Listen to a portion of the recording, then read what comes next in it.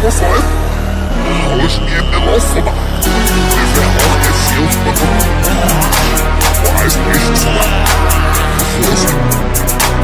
I've fallen down today, wings clipped, pale look, holes in my back like I was hanging from meat hooks. The earth shook, it kicks me out for not living by the book. A piece of pure fruit, gone bad, doomed to have my soul thrown in the grease pan, tossed and cooked, shaky baked, the home I make in the land of enchantment. Nothing magical about this place. Desert rats and snakes trying to see a cake. They want what you create, can't do it on their own and label you fake at the same rate. The things I say ain't pretty, no like the fake ass diamonds you got in your jewelry. All things scary, all things horror, wicked shit rapping to the day I'm buried. You never heard of me, you don't know me. Don't call me bro and don't call me homie. Always want me lonely, always sidekick I need is the one that goes bang bang and leaves you holy. Get off me, G, and give me 10 feet. You're not part of the circle, not part of the fleet. Look good enough to eat your soul, I mean I'll steal that bitch and discard your meat. I've fallen down today, can't fly no more, so I'm pissed off. Direct all my anger towards you, myself, and the man upstairs that you call God. This here is the wicked shit genre, the 1% of the rap game, bitch. No crime scene unit, official report of suicide with a 44 revolver. Falling down, I've fallen down from the sky. I've fallen down, I've fallen, I'm a fallen angel. I've fallen down, I've fallen down from the sky. I've fallen down, I've fallen, I'm a fallen angel. This ain't drug dealer music, no.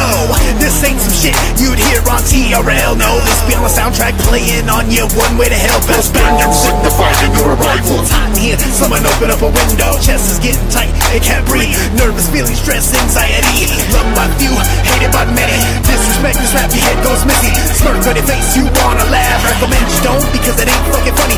Life in a charity and all the rest for free. I need a money green coat to get wrecked. No Hemis, no Andes, no Rosies. The only one I see in my hand is motherfucking Betty. Did you hear what I said? Come correct to get wrecked. Not playing anymore, not smiling. I mic checks, wicked murder beats from the homie JP. Got the horror rap style that few people feign. Step right up and get you fixed. Hit you with that 187 mix 2 times. That 187 mix. Here comes death, now watch him flex. This wicked tongue got you locked and stretched. Asking yourself, could I really be blessed with such a talent that is used for darkness? Just might bite and leave you armless. Nevertheless, I must confess I embrace the shit and never gonna quit. You shaking your head, this must be why my wings were clipped. My wings were clipped. Falling down, I've fallen down from the sky. I've fallen down, I've fallen, I'm a fallen angel. I've fallen down, I've fallen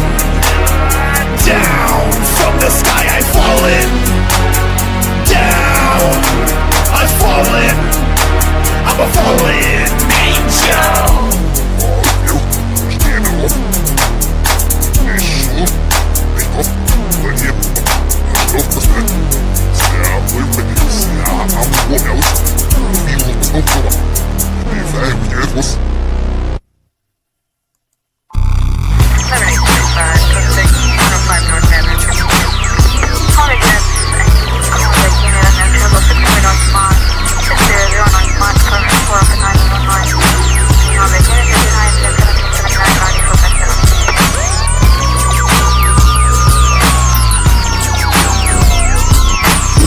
On the freeway, 2 trunks deep.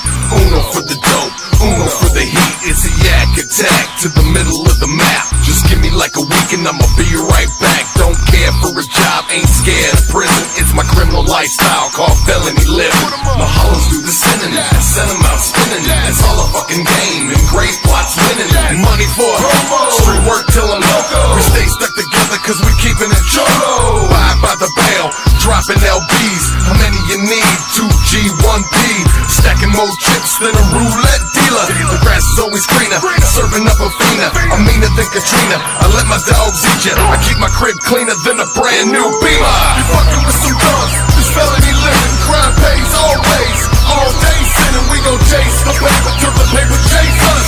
You stay afraid cause we dangerous. You fucking with some thugs, this felony living. Crime pays always, all day sinning. We gon' chase the paper till the paper chase us.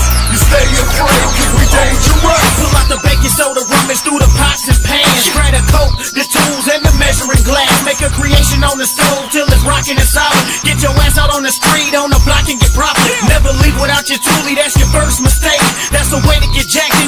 stripped away. And don't accept this without a president's face. Fiends that try electronics and sexual favors to wait. But fuck that, you can't re-up from busting a nut. So say come with that paper, shove a gun in their gut. Niggas get pissed by one time for using a dumb mind. It comes out of where you pull the gun from your side at crunch time. Dirt, I done mine. Living, committing felony snitches want you in the penitentiary. Maximum penalty, like down for a quarter century away from outside. Keep your eyes on allies and enemies, leave them outlined. This is the only way we know. Felony living, wait we sold. This is the only way we know. Felony living, wait we sold. This is the only way we know.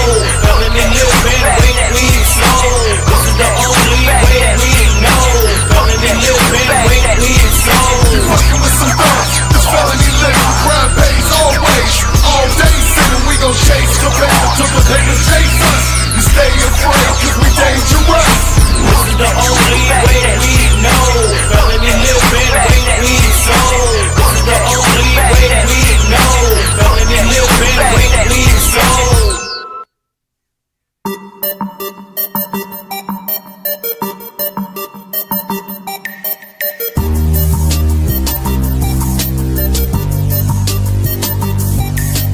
Eyes full of stars, body rocking with the bass.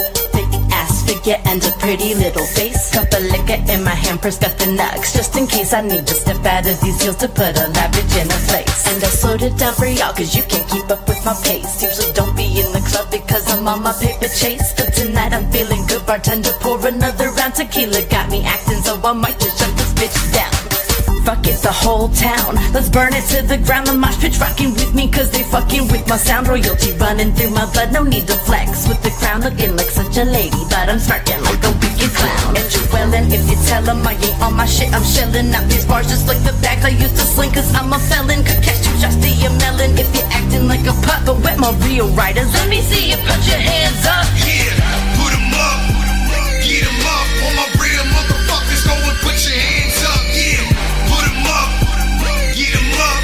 All my sexy mommies, go and tear the club up. Yeah, light it up, drink it up, hit the floor, get fucked up. Yeah, put 'em up, get 'em up. All my real motherfuckers, go and put your hands up. It's a little hard to miss me when I step up in the spot. A red-headed, one-legged chick with all the curves and mad fucking ain't got a shit unlocking. Now I got people steady coming up to me, begging please don't ever stop. Because we really need a couple females in the underground who are capable of going to the top.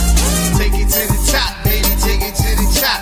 Take it to the top, baby, take it to the top. I said, Ready to the top, ready to the top. Know that you can do it all, you cause you made the fucking rock. Sit back in the VIP, that KCG up in my glass. All my bitches looking vicious and most of them got some class. And we keep sparking up the L, so now I'm feeling high as gas. Here comes a meathead walking toward me thinking he gon' get a pass. Picture that, motherfucker, I don't know you. And try to fill you all up on my ass. Try to dance, don't think you thought this through. Can't get my number, trying to take me home for an unimpressive screw. But now that I think about it, the girl you came was kinda cute. And over here she keeps cruising, couple shots I've been choosing. And I might take her home with me. If it's up to her, you gon' lose it. Had to pull your card cause you wouldn't leave me be and walk on by. Now where my bad bitches, put your fucking hands in the sky. yeah, put 'em up, get 'em up. All my real motherfuckers, go and put your hands up. Yeah, put 'em up, get 'em up.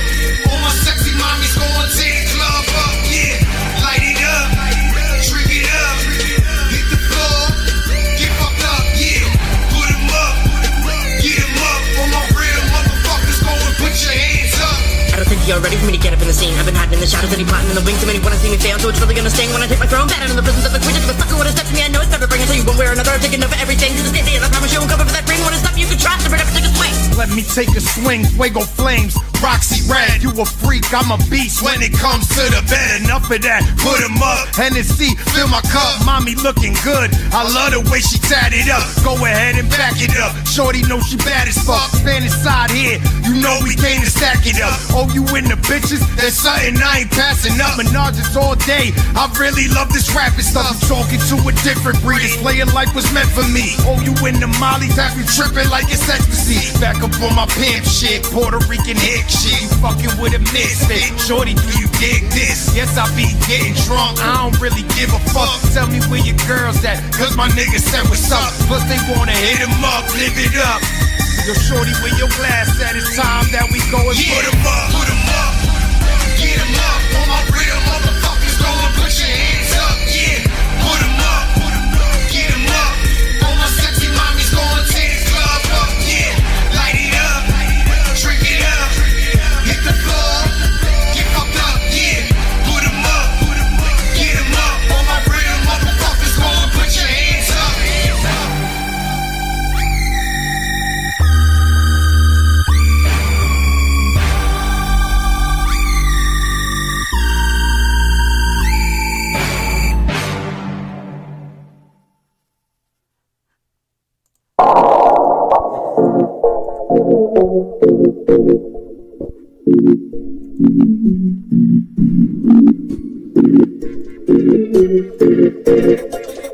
That's it, motherfucker!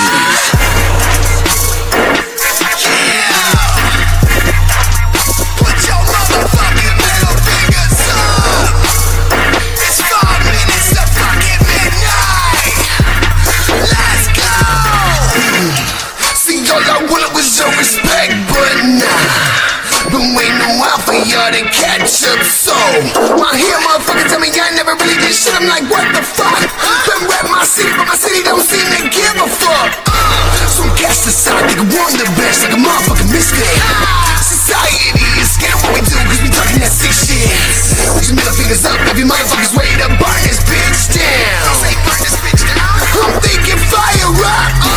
Been known to chop them up with a body in a ziploc sack. Might put something sharp in the neck, you motherfuckers don't get back. See, I ain't scared to run up in your house with the mask, put your body in the basement. Whole town wonder where the fuck you went. Fuck you thought, I ain't shit, I'm a motherfucking monster. That bump in the night, get scared to go to sleep, I'll be the creeper. Picking at your rod, I wanna peel the flesh. And rip apart your rod until ain't nothing left. I'm the best kept secret, but I bet you can't keep it. I'm the best kept secret, but I bet you can't. Put your middle fingers up if you're feeling what I'm saying. Don't give a fuck, I'll put your middle fingers up. If you're sick of bullshit, let them know, motherfucker. I'm Michigan misfit. Back in the lights, been here 10 years, but the motherfuckers down me. But they hoping that I fall off. Better back up on the stage, middle finger like sorry. Not giving no fucks again. In Michigan misfit, I bring the pressure in. I got a pound of that loud, no oxygen. And just playing in the rain, would you let me in? The sickest little motherfuckers wanna throw with this. We can't talk over the dick in their esophagus. They wanna try hard, but they ain't confident in that new CD. Straight garbage, bitch. Should've never let me out the cage. I'm a fan started with a trail to blaze. Stuck a Mega Man punch lights out for days. And when I finish my show, I leave them all amazed. Like, why the fuck y'all even thinking, trying to speak on this? Y'all fucking clown shoes. Y'all can't be serious. I'm a motherfucking legend. Who the fuck is you? Oh, let me guess, you just a bitch. Nothing new. Where the fuck was you at? No one had my back, now I know it's like that. So I turn my back. Fuck them all, let them burn, never cross my path. You're talking about my city. They never think it through until they family crying about them on the nightly news. I'm the best kept secret, but I bet you can't keep it. I'm the best kept secret, but I bet you can't. Put your middle fingers up if you're feeling what you're saying. Don't give a fuck, but put your middle fingers up. If you're sick of bullshit, let them know, motherfucker. I'm a Michigan misfit. You want to hear yourself talk? No. I'll leave. You can talk to yourself. I want to hear you explain what you just said.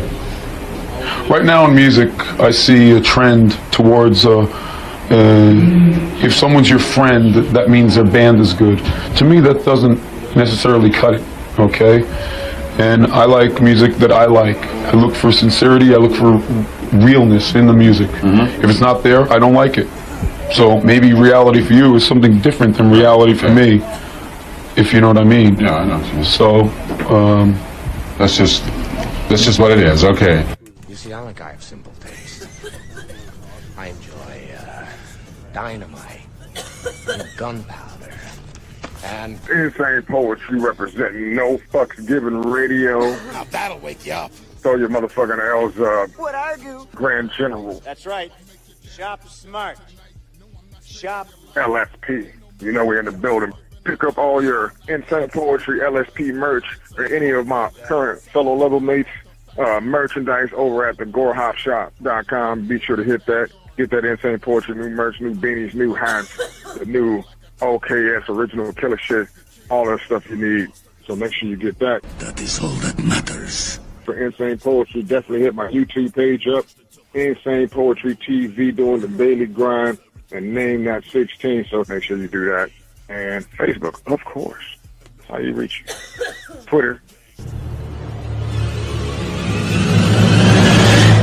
groovy.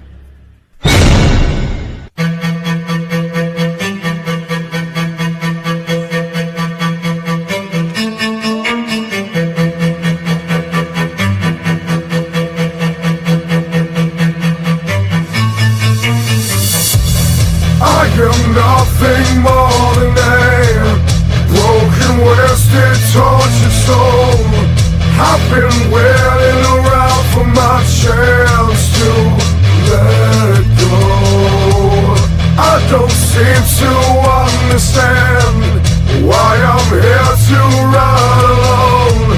I've come full circle and I'm losing control. I've been down so long, I wanna let go. I'm losing all control. Your people bring me down, I wanna let go. And through all of this shit, I hope you die, you bitch. 'Cause I've been down so long, I wanna let go. Losing all control. I'm gonna back to hell, tell the devil I'm coming. Blood running down my nose, please let my life be something. All these drugs and hoes kill me, left me with nothing. Suicide's been on my mind and I wish I was frontin'. Took a handful of pills, but they pumped my stomach. I hate this rotten world, middle fingers up, fucking. I walked amongst the damned and hoped that I could rise above this, but I was meant to burn for eternity, lost in darkness. 'Cause I've been down so long, I wanna let go. I'm losing all control. Your people bring me down, I wanna let go. And through all of this shit, I hope you die, you bitch. 'Cause I've been down so long, I wanna let go. Losing all control. Feeling like I can't win, waiting for the call. Climbed up to the top so you can watch me fall. After all, I'm here for your entertainment. Kill myself on stage, watch me blow my brain to fragments. In this life you would have had me beg and crawl. The wicked with the good I am, I'm sick of it all. Now death comes for me, please let me rest in peace. 'Cause I've been down so long, I wanna let go. I'm losing all control. Your people bring me down, I wanna let go. And through all of this shit, I hope you die, you bitch. 'Cause I've been down so long, I wanna let go. Losing all control.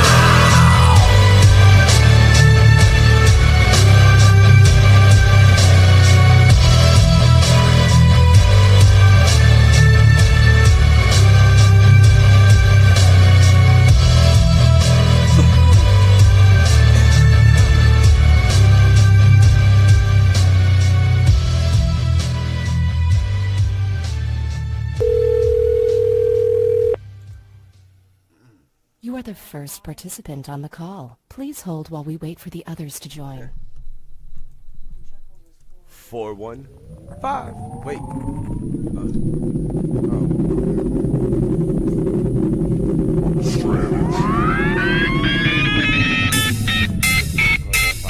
Come on now, make it bad. I wanna see you suffer. I wanna put you on the 6 feet deep. I'm gonna make it bad.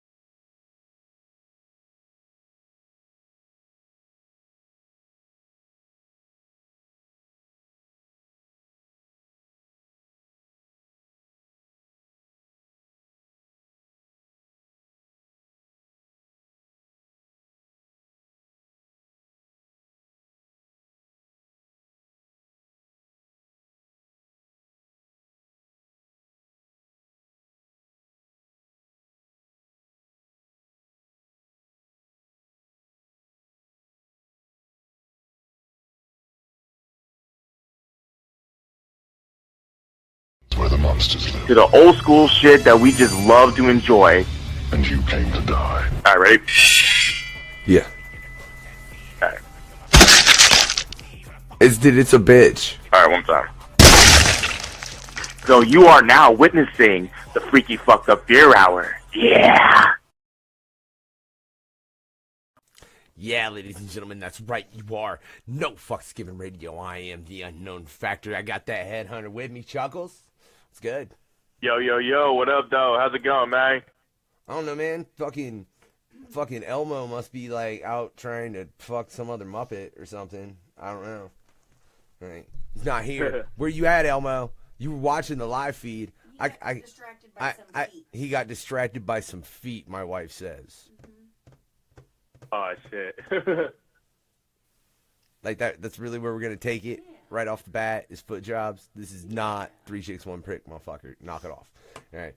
For real. Yeah. God damn it. This is the Freaky Fucked Up Fear Hour, ladies and gentlemen, episode 10. And tonight, man, can I say real quick, Chuckles, first off, I want to say I'm sorry for everybody who ain't got back to you. My tablet's being a bitch. My bad. So right after this show's wrapped, I'm going to get it back to like 20 motherfuckers, I swear. DKB more than anything. So my bad about that, DKB. I'll be back with you in a minute. Motherfucking. But I will say this is 2 episodes in a row of the Freaky Fucked Up Fear Hour. Shut your phone up, babe. That I enjoyed all the films thoroughly.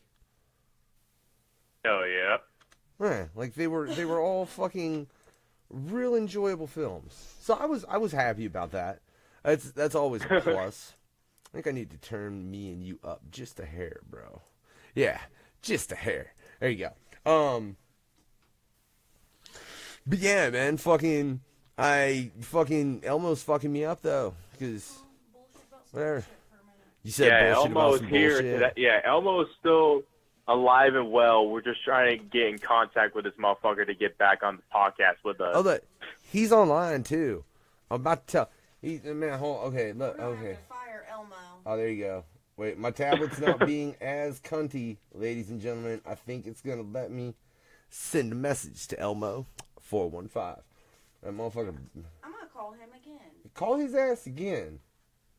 For real. I got message requests, all kinds of shit. My tablet's being a cunt. She can't even check this motherfucking shit. God damn it, ladies and gentlemen. This is the Freaky Fucked Up Fear Hour. And there's Elmo in the motherfucking house. What's good, dog? You're late. Hey, what's up? You said you were going to call me. Hey, I already did a mic check. Your levels are... Wait. Here. Just real quick. Say something. Hey, what's up? This is Elmo 415. What's good? He's fucking What up, fine. Elmo? Hey, he's just... I tell you, we started a little early. That's true. You know? And Elmo was just trying to get that last-minute foot job before we started here. We're on the Freaky Fucked Up Fear Hour. You know? Much love, bro. It's all good. Like I said, though, tonight is another episode, man, where I thoroughly enjoyed all 3 of the films. So I'm glad 2 weeks in a row. I feel like the more, if I say this next week, I feel like the more I say this, the more there's going to be a week where I get fucked with just more and more shitty films. I'm just saying, like, for real. It's going to be like, what the fuck happened? All these films suck. All right, because we had too many weeks of good films, right? But we've got tonight Alien Covenant, The Toxic Avenger, and Quarantine. Yeah, and that's what we're gonna go into, right? I don't know, gentlemen. I was gonna like take a moment and like start to. I was gonna like talk to everyone and like kind of formulate a plan as far as to what movie, then to what movie, then to what movie. But the wife was like, "Go live. There's dead air. There's no music playing. Hurry the fuck up." So we went live, so we didn't have time to do that. So. Chuckles, being that you're the one that fucking out of everyone on FGR probably has seniority, if you're not counting me and the wife, pick a movie. Oh man, pretty much Lando was the one that pretty much commented in that one episode which movies we should use. Shout out to Lando. So I'm gonna pick one for him. So one of the movies I picked out on his list was Quarantine. Yeah, Quarantine is just. Yeah, Quarantine is a badass fucking movie. I love that film. So, the thing about Quarantine is it's a found footage horror film back in 2008, which is by far one of the dopest films I ever known. So far, it's filmed with, starting with Jennifer Carpenter. For those of you who don't know who Jennifer Carpenter is, she played as Debs from Dexter from Showtime, and she played as Emily Rose from the movie Exorcism of Emily Rose. Played the shit out of that role. And there was a couple people that were in it too, like Jay Hernandez, who was on Hostel, Columbus Short, Greg Germain, you know what I'm saying? A lot of well-known people that you might have seen in action movies or in horror movies in general. What it is, this movie is she plays this role as this news reporter, and she has a cameraman with her reporting this fireman station and everything, how the life is of a fireman, how they do things and that, until they wind up to this building, like apartment building complex. Chuckles, real quick, I don't mean to interrupt you. My apologies, bro. But we always forget to do this until like an hour in. Hey, everybody, if you haven't seen these films and want to enjoy them without spoilers, motherfucking spoilers. All to shit. Spoilers. I swear. Like, but yeah, my bad. We say spoiling. And they are, that's true, but I still wanted to go ahead and throw that out there. Spoilers all the fuck, you know, because whatever, sometimes people will bitch you didn't say that. Like, god damn it, I know that movie was 3 years old, but I was going to fucking watch it tomorrow. You spoiled it all to hell for me. So just so they know. So yeah, my bad, but Chuckles, proceed. Yeah, so like I said, with spoiler alert, so if you have not seen this movie, I suggest y'all watch it before you even get back onto the podcast. We'll probably be done with this podcast by the moment you watch it. But anyway, that's besides the fucking point. So her and her cameraman go to this like not abandoned, but this apartment complex. What's up? What's up? Nobody said anything. Oh, shit. I heard somebody on the line. Anyway, so she goes to Dude, this... don't start that shit, Chuckles, because I didn't hear nothing. I heard some shit, dude. That was weird. Well, whatever. It's not like it's the fucking first time it's happened over here at NFGR. It's the greasy straggler waiting for you. Motherfucker, stop denying the fact that you're the greasy strangler. I am not the greasy strangler. Elmo. Just stop. We all know He is the greasy strangler. We know he is. No, Lando's the kid that you think is the greasy strangler, but actually isn't. Alright? Fucking Elmo's the strangler. Back to the fucking story. Get back to the movie. We're fucking... I digress, as bitches from Boston would say.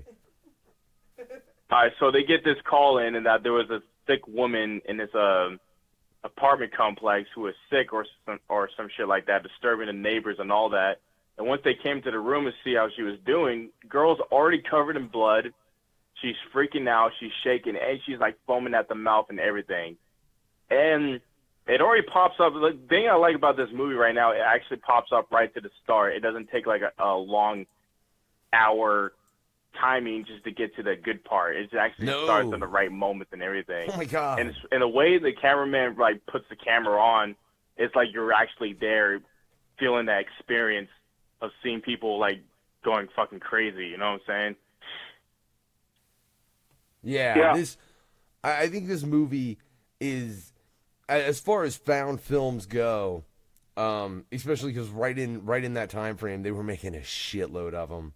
Because I mean that's not long after the Blair Witch, and it became overly popular. And I think they pulled this off really well, doing a type of zombie take. Because technically, people would call this a zombie film, though technically it's not. If you want to be a dick about it, it's just all dependent upon how you look at it, whatever. But it's a form of it, you know, as far as what they fucking resemble, or as far as what they do and what they end up resembling and everything. I totally lost my goddamn point. One thing I really like about Quarantine is that it's like, one thing, I usually hate found footage movies, but I really like this one. And the other thing, I don't think they had any shitty acting. Like, I was looking for it when I rewatched it, and I was like, I did not see a bad performance from anybody, which is almost unheard of in horror movies. Yeah, because usually when it comes to found footage films, it's like people always overreact and try to get that role, trying to be realistic with this shit, like you're actually there, or this shit's actually real. And it just makes it a point. It's like, you know how you see like in those Paranormal Activity films, you can tell that these people are just overdoing with their shit and it's making it not fucking real and shit. Not giving that attention towards the fans and all that. These That's why people all those actually movies did a suck. sick-ass fucking job doing it. Yeah. All those movies suck, Chuckles. Every last one of them. They did. Yeah. I have not seen a Paranormal Activity film that was good at all. But first off, real quick, Elmo, I did call you. Fuck off. Lando, what's up in the motherfucking house? We got John said he checked out Meet the Feebles after watching this. John, I want to know what you thought of it. I'm curious, right? And yes, Lando, that shit is a point of view film. Quarantine is all point of view. And, I wish like it said, was a porno, but it isn't, because that's what Lando means by POV. We don't get to see Dexter's sister naked, unfortunately. Okay, now I definitely agree that that's unfortunate, Elmo. But can I say, I was watching this, just the tail end of it earlier. My wife's in the studio and everything, and she's just sitting. She's not seeing it. She's just hearing it. And look, if you're just hearing that, it fucking sounds like porno. It does. Quarantine sounds like a porno? So, like, Go grab my just waist, yeah. grab my waist. Go just listen to like the last 30 minutes of Quarantine. Just listen to it. All right. That sounds like a terrible, disturbing porno of you from the fucking deep web. Look, You ask me. it might be some rough kind of porno, you know, the kind of thing where it's like, bitch, come here. Ah! It did sound Quarantine? You know, but, I mean, it really didn't though, because really it's just like old girl, and she's like,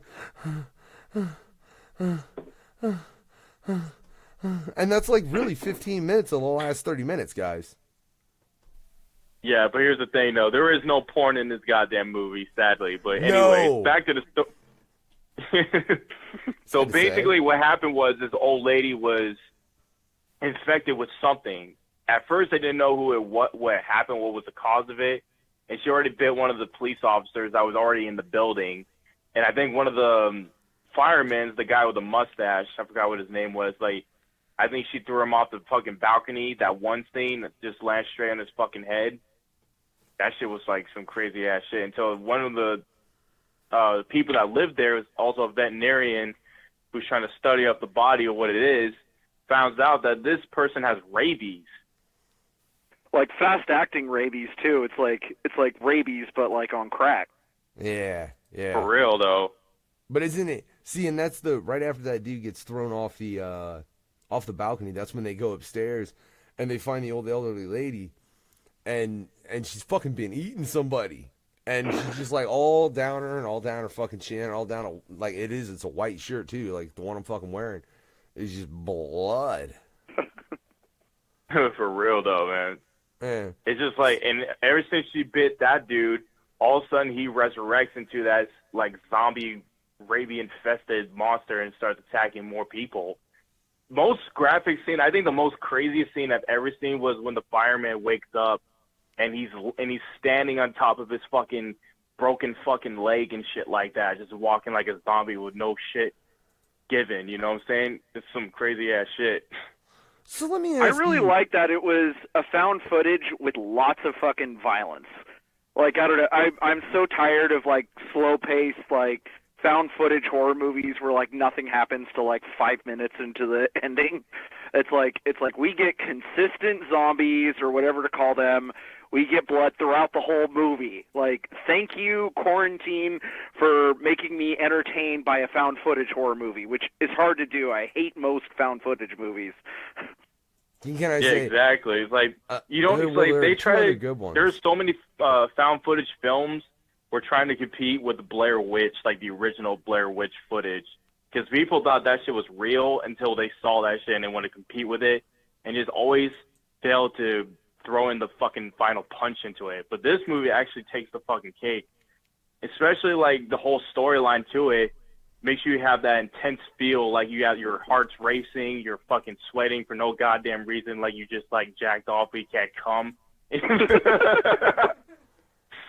I don't want to know.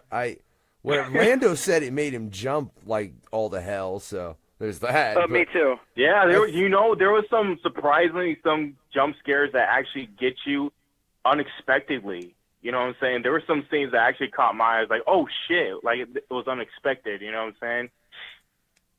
Hey, I just thought of a fun fact about found footage that a lot of people don't know. You know, Blair Witch wasn't the first movie to start found footage. Oh, it wasn't? It wasn't. The very first found footage horror movie was Cannibal Holocaust. That was the first actual documentary-style horror movie ever made. Yeah, it was. Actually, yeah, you know what? It was. That was very true. That's very true. That's the very first found footage horror movie. A lot of people don't know that. And then there was the guinea pig movies in the 80s, too. Those were actually filmed in the same documentary style, but they those movies never really took off. Blair Witch is what actually helped the genre take off. So there actually were a few found footage horror movies in the 80s. It just those movies didn't. Well, Cannibal Holocaust has its own type of cult fame, but yeah, it didn't really take off until Blair Witch. Yeah, pretty much like that, because people thought there were actual, like, there people were watching a snuff film than a found footage film, pretty much. It was some crazy ass shit. And one of the directors in that movie almost got thrown in prison because they thought it was so real. And so he had to call up one of the actors that played in that movie to make sure that shit was not actually legit real. That's what shocked the shit out of people. You imagine having to fucking deal with that? Like, imagine if we made a fucking movie. I made it so real, like, I killed you guys in such a realistic manner. The fucking cops come, and like you two would be the motherfuckers that play dickheads, too, and not answer the goddamn phone. Dude, there was another one that got reported to the FBI by Charlie Sheen, actually. It was called Flowers for Flesh and Blood. Charlie Sheen watched it and thought it was real and sent the videotape to the FBI. Yeah, that shit. It almost got Hinishi Hindu, who was a Japanese manga artist, and he was also the one dude that made the film in the first place, because he made it look like like bad quality, like someone just took like a camera, like an old vintage camera that you usually record on your family trips, and do some crazy shit with it. It looks so goddamn real. Nah, motherfucker using like a 6mm and shit. Hey, real quick, I gotta agree with Lando. As far as point of views go, the Zombie Diaries sucked, but Survival of the Dead, which is the sequel to that, was excellent. Well, I'm glad I missed the Zombie Diaries now. I've actually was kind of disappointed that I haven't seen that yet, and now I'm not as disappointed. I mean, it's... For real. Also, fun fact about Quarantine, too. Another fact about this movie was also based on the movie Rick, like recorded, like REC. Oh, actually, Quarantine shot for shot. Yeah, yeah. It was like a Spanish zombie film that was based off of that storyline that made it to where it is today. I need to fucking see this original. But you're saying it's shot for shot? Mm-hmm. Yeah, they did that with Funny Games also, shot for shot remake. They've done that with Record, yeah, a couple other movies they've done that too. Funny Games. Yeah, Funny Games, yeah, that's right. Damn. See, and there was also a sequel, a second sequel to Quarantine, but in a different country version. I think it was in Spain, like a different storyline to it. Well, no, it's Terminal, man. It's in an airport. I think they're in Mexico, actually. Yeah. I think that's right. Again, I'm not positive, but yeah, they're just in they're in an airport terminal. See, in this, now we haven't even gotten into the most terrifying aspect of this story, in my opinion, which is the fact. So, yeah, suddenly you got these zombie things that are trying to fucking eat you, right? But then you try and exit the front door. And there's like quarantine people already outside the building and officers securing the whole entire thing. That's the most fearful fucking thing you will ever experience in your entire life. Yeah. You're trapped inside of the building with no way out, and you have people with guns, machine guns pointed straight at your face if you try to do some crazy shit just to get out. Yeah, that's like a 0% chance of survival. Like, how do you, I don't know. I feel like after a while, I'd just go crazy and fucking kill myself, dude. Like that just sounds so awful. Like fuck. I think you'd be so short-lived, you wouldn't have time to go crazy enough to kill yourself. Oh yeah, but I'm saying like if that actually, like, I would just it just seems like it's the most doomed. I think it's one of the most doomed situations I've ever seen in a horror movie. It's just, I can't think of a more fucked up. If I'm going to be trapped in any horror movie trying to survive, this would be one I'd really not want to be trapped in. Really? For real, I was just like grab a knife out of my apartment and just slit my fucking throat.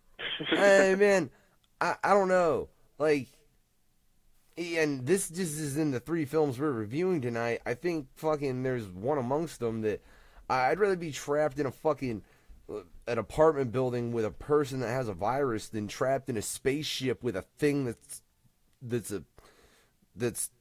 yeah, you know. I'm just saying, that's just my opinion though. You know, I mean, I know technically they always end up winning against those things, though, so I guess that makes it slightly less terrifying because that's what you always see in the films. But, yeah, I mean, that's just a person with rabies. That's... Well, here, let me actually ask this question to you guys, because it's... I mean, when I watch this film, it's kind of something I'm curious about. Do you think they're zombies in any capacity? Like, do you think that virus kills them and then brings them back? Well, I think it's more like 28 Days Later, where it's kind of more virus-like. That's kind of the vibe I get from it. It's more like people with a virus rather than like, ooh, the dead have been resurrected. It really kind of gives me more of like, this is a deadly disease where you end up basically behaving like a rabid dog trying to come at you. You know? Yeah, and they say in the movie that it started with the rats. Like the rats in the building caught one of the neighbor's dogs or something like that got sick, infected the little girl and all that, and that's when it started spreading the whole entire apartment complex. Yeah, and I mean, with something like that, it really... Like, you could tell, like, the way that rat was coming at the cameraman, like, so crazy. Like, you can tell already that it had some sort of, like, virus and shit caught inside of it. In that, then, I mean, you got to think... at least what you're facing is mortal, you know, and could be killed pretty much by any means that any of us could be killed by, you know. I think the amount of people coming at you though that are infected like that is pretty heinous. Like, I don't know, I almost feel like I personally would feel like I'd have an easier time surviving an Alien Covenant than I would quarantine. That's just my opinion. I think Covenant would be like the most easiest way in my opinion, to escape than quarantine. Because if you're in a quarantine section, you're pretty much fucked. You don't think you'd have a chance of taking those things out if you went at it in just a fucking full-on violent aspect? Like the second you realized, you're just like, fuck it, we got to kill this shit, and that's just what we got to do. Now, mind you, even in doing that, I truly don't think that would have worked because probably in killing them, you would have ended up getting blood somewhere that would have infected you. So in the long run, you're fucked. But I still think you could go at that in a far more violent manner than they did and perhaps increase your chance of survival. Yeah, well, they even said, like, spit can, like, you can contract it through spit. They said that in the movie. I mean, think about it. It's just like you probably get that saliva pouring all over you as they're chasing you, you know? If you think about it, people, like, those things, like, they shriek at you. I'm sure so much saliva comes out when those things yell at you. Just, yeah, there's just, I don't know. Quarantine seems like a 0% survival chance. Like, there's, like, 0.005 chance that you're going to survive quarantine. Yeah, because the veterinarian said that the chance of you getting rabies, there is no cure, and as a flying fact too, there is no cure of curing rabies. The moment you get rabies, you're done. It's like the only way for you to find out you have rabies, they say you had to take like a brain sampler. That's when the quarantine people had to come inside to check in one of the victims that died from it. A literal brain sampler. They use a drill. They actually show the footage of them drilling the shit out of this dude's head to get a little sampler of it. That was scary shit. I don't know, man. And see, then though, I mean, they never really did specify where this virus came from. Like specifically, cause look, man, like. You can't tell me that shit wasn't fucking pre-planned in some way, like they were trying to test its effectiveness or some shit. Because how the fuck were they there that quick? Oh, and you find out that I think it was definitely a setup for them, because on the news report too, they're all saying like, yeah, everyone's been quarantined, everything's been quarantined, everybody who's alive is out of the building, everyone's safe, when it's very clearly like, no, they're still in there and they're shooting at people for trying to escape. So yeah, there's definitely some hardcore government conspiracy going on in the behind the scenes of this movie, definitely. That's what goes to show you that the government lies to the people that everybody's safe, but you never know they're still in the building. Because what they're trying to do is they're too afraid to let everybody out. Because you would have this experience too. If you let these people out of this quarantine-filled building, they might still have the disease on them. And it might spread to each and every person. So they try to eliminate anything that was fucking living inside that building. I mean, as terrible as it is, which it kind of is. Real quick, hey, what's up, guy? Detroit Unplugged, shout out, much love, man. Yeah, as terrible as it is, though, I mean, if you're looking at that, yeah, you really can't let those people out. I mean, it's terrible. It's kind of like an alien when she leaves the bitch in there with the alien. Yeah, I mean, it's right. It's that whole fact of, look, you can maybe save these, when they initially got in, let's say there was like 8 people max. You can maybe save these 8 people. But if one of them is in any kind infected and gets out and you're not aware of it, hey, you might have just fucked the planet. That's cool. Yeah, that is actually a good point. I mean, it still makes the whole cover-up thing very corrupt, though. The fact that they're lying to the people of what's really going on. It's what I'm saying is like blatant corruption right there. Like that, you can't really say that's like the right thing to do. Oh no. I mean, I understand. Fuck, man. The way they said the government should be honest. Yeah, because fucking. Look, no, because the fucking population would react in such a manner because they would be terrified by that, and then you have your government terrorizing your own people, so that makes the government and then, I mean, that's true, but whatever. We're getting into fucking weird ass discussing that I wasn't intending. Yeah. To start. Also, when you said that there was no particular meaning of how the virus started, actually, further through almost towards the ending, Jennifer and her cameraman were running towards upstairs to this room, and they found out there was like newspaper clippings and everything about a doomsday cult and everything, and a break-in at a chemical weapons lab where a virus was stolen. Like someone stolen a virus that has the infection that causes these people to have this like crazy rampage virus like you see in the movie. Like someone just stole the virus and took it to this main building itself to experiment on some rats and everything, and then one of the rats escaped, and that's when it affected one of the main people, and that's when hell broke loose. Man, oh, I got Land over here saying we should review Cult of Chucky. Maybe, I don't know. I think we've already reviewed Child's Play. Yeah, we did review Child's Play. That was an episode you weren't on, Lando. Sorry, I got fucking all right, Elmo. I got Lando throwing me off and shit. He does that, man. I swear, between him and his Asian chicks and you and your fucking foot jobs, that's a different point altogether. And again, I don't talk about feet that much on this show. Everyone else talks about me liking feet on this show. I like to fuck with you, greasy fuck. I can't help myself. And really, it's not Chuckles. It's more me, I think. And the wife. That's talking about feet jobs. I said feet jobs. Look, I'm trying to get kinky. Like, I want like 10 feet. Like move 10 over, feet Elmo. I get feet jobs. What are you doing? Again, I digress. I apologize. I'm not bitching from Boston. All right? So, let's get back into this movie, man. I think you do. I mean, it makes a point that the government's doing something. It is very corrupt.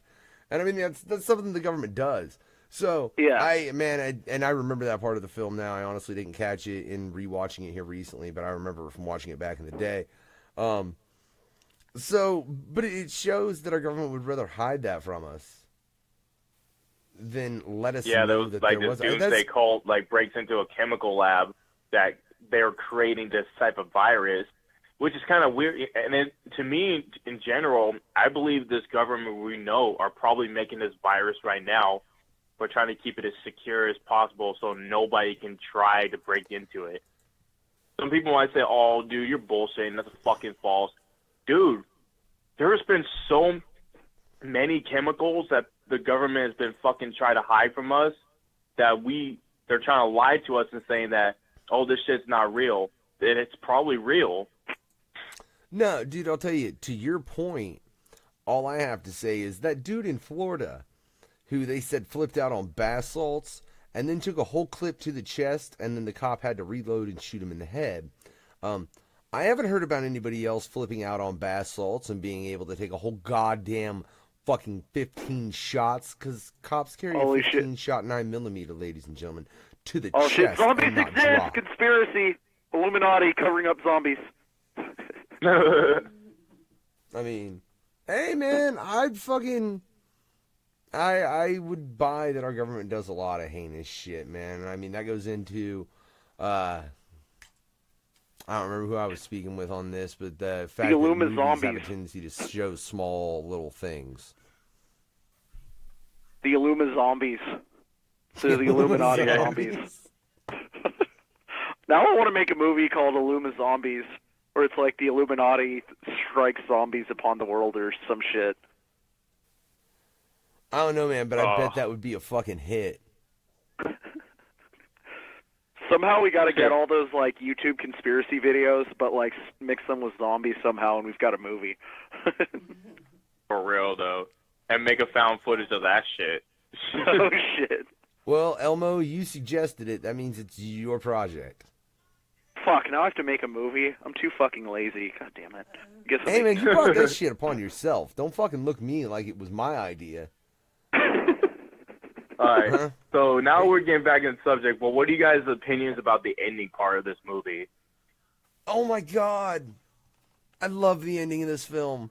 Holy Such a good shit. ending. Yeah, because everybody thought these two were going to be able to survive, but they ended up getting fucked in the ass at the end, especially the cameraman, who was helping her throughout the entire thing. She was spazzing out, freaking out, not calming down. All of a sudden, this crazy-ass, like, dude searches around the whole room, and they're in darkness, by the way, people, if y'all did not see it, spoiler, because he had to use his night vision to fucking see where the thing is at, and she's blind, she can't see, and he's telling her where he is at, quietly, so they're trying to make their way out, but all of a sudden, he trips on something, and the guy comes after him with a fucking hammer and beats the shit out of him to death, and she's all by herself, and she has to grab the camera and use it, and the dude's getting eaten. All of a sudden, she drops the camera, and she tries to crawl for it, be quiet as he can. All of a sudden, gets dragged straight into the darkness, and that was it. Yeah, no, I love how they build that up, though, man. Like, I mean, you see her initially, like, he's about there, and they about got her, and then fucking, he gets snatched, the camera drops, and how she's initially crawling towards the camera. And, I mean, they play it off so well, like they're going to let her live at some point. Fucking, like, she's crawling towards that camera because obviously she can see the red light from the camera, ladies and gentlemen, in the front of it, because it's fucking aimed straight at her. And she gets it up once and then ends up aiming it at... You think that was a he, man? I don't know. I thought it was the fucking old lady. I didn't know. No, it was a dude. It was? I don't know. Okay. Fair enough. That shit looked fucked the fuck up, whatever it was. And I mean, he aims the fucking camera at that, and then it comes running, and they drop, the camera falls again, it's aimed at her again. I love how they're just letting her slowly creep towards it. And I know, right? Dude, she gets so close. Oh. Boom. Snatched. Oh. That was a great ending. I don't know what that says about me, but I love a fucking ending where they make you think, oh, hey, you know, this character's gonna live. This character's gonna live. This character's gonna... Just kidding. Nope. Like, oh my god, just be quiet, be quiet. Boom, snatch out in the darkness, and you just jump out your fucking chair. I'm like... Another thing that makes me think that about what a good ending that is, because it does that switch up, like where you think she might survive and then she doesn't, but they also don't do that one desperate gimmick to show you that there's going to be a sequel. I think that's one of my biggest pet peeves in horror movies, when they have, like, the killer or monster, like, poke his eyes up for a second, and it's like, ha ha ha, there's going to be a sequel. Like, this one didn't really let you know, like, you know, that ending could have either been, like, the beginning of a big series, or it could have just been, like, one independent film on its own, you know? Hell yeah. Yeah. No, let me ask you two, though. I'm curious. Let's say you were in that situation, you're those last two people. What do you guys do to try and make sure you don't fucking die? Be quiet as fucking possible and make sure you have a night vision camera or light that you can't see or no other person can see that's trying to kill you. Try to find yourself a way out. My opinion, just try to find a sharpened fucking object that you can see and then try to kill that thing yourself.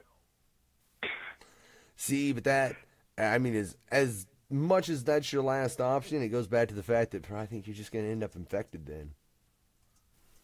Well, they say you try not to get... I just don't see how you would be in that building at all without getting infected. Because here's the thing is, you also have to think about is that germs, just basic germs. If you think about it, everything has been tainted by pretty much everything has been tainted by the virus, like the whole building. Like there's no, I don't think there is actually any way you could actually avoid getting infected. I don't think there's any physical way that would work. I got Lando saying the ending of that film made him about throw his controller at his TV. So I don't know if that's a good or a bad thing. Because he was pissed because she didn't survive. Damn it! Now we're never going to see Deb. Say, damn it! We're never going to see Deb naked again. Dexter's sister. Oh yeah, my bad. The wife's right. She's not Asian. Sorry. What you can do? Yeah, he's more. Yeah, that's Dexter's sister. Deb died in the last season of Dexter. Get over it. That's true. She lasted longer though. She lasted until like the last episode, right? Look, yeah, the very last season of Dexter. Dexter should have died in the last season of Dexter. I'm sorry. That was. I hated what? the last season of Dexter. I said Dexter should have died. I think he should have gotten caught. Something. I thought he was going to get caught too, man. Yeah, that motherfucker living as a goddamn fucking lumberjack out in fucking Timbuktu, wherever the fuck he was, is some bullshit. Worst ending ever. Again, it was. I thought he was going to kill himself since Deb died. He was going to run towards a storm and die. All of a sudden, it ends up being a fucking lumberjack. Stares into the camera with a blank fucking stare. I was like, what the hell, man? Hey, but I digress, right? We're all digressing here, goddammit, and none of us is named Bitchy from Boston. Let's get back to the fucking point, right? So, I mean, like I said, it was a great film, man. I think it was a great example of a non-traditional zombie film, and by that I mean a zombie film where it is a zombie film, but they ain't fucking dead. They're just crazy and trying to eat your ass, you know, which I think there's been plenty of examples of that nowadays. This, and I think fucking 28 Days and Weeks Later probably being the greatest. But I'm curious, where would you guys rate this shit? Like, what do you think? 10 out of 10. You know, it's like the more I think about this movie, the better it is. I was going to give it an 8 or a 9 before, but like, analyzing this movie as a whole, I'm like, damn, this is a solid ass 10. I'm like, Jesus, like, I don't know, it's just when we start talking about it, when you really look at all the layers of this movie, it's like, whoa, the movie gets better and better the more you think about it, if that makes any sense. It gets more intense in each fucking scene. Through the point of how they're living throughout this whole entire building, trying to survive. And just like I said before, it just makes your heart race. It makes you fucking paranoid. It makes you fucking think too much and say, God damn it, it's like, what's going to fucking happen next? Is this person going to live? Is this person going to die? It just gets to that point you just don't know. And they don't play favorites, too. That's one thing I fucking liked about this movie. They don't play favorites. Because that fireman dude, we all thought that he was going to be one of the main guys that was going to live, but ends up getting bit when these two were trying to escape towards the attic and everything. I was like, God damn. Yeah, they didn't make it like, let's make your favorite characters live as long as possible. I mean, it seemed like the deaths played out how the deaths would actually play out if this was really happening. It's a fucking Game of Thrones fucking style fucking survival or a fucking found film zombie. Or found footage zombie film. That's what it is. It's a Game of Thrones style found footage zombie film. As far as the deaths are concerned, anyways. Yeah. Like, what was you your like rated that character? factor? Yeah. You've been digging him for the last, 15 minutes, haven't you? Slice! That's just asinine. So you both say 10 out of 10. A 10? Man, I mean, a 10's a high fucking score. And you didn't get to see her titties, right? Fucking Lando's over here, he never seen Dexter. I'm kind of upset about that. That's a whole different point altogether. But I didn't get to see her titties either. That's Lando, watch the first 5 seasons and then just pretend Bruh, it ends there. if you have not seen Dexter, I suggest you watch the whole series. Watch it, dude. You'll fucking love it. See, and fucking Elmo, he's sitting here telling you to watch the first 5. I agree with Chuckklez. Watch it all. The last episode's probably gonna piss you off, but I mean, yeah, the very last season of Dexter and the very last episode will piss you off. That's technically we've already spoiled it for him and told him what happened if he was really truly paying attention. But that's besides the point.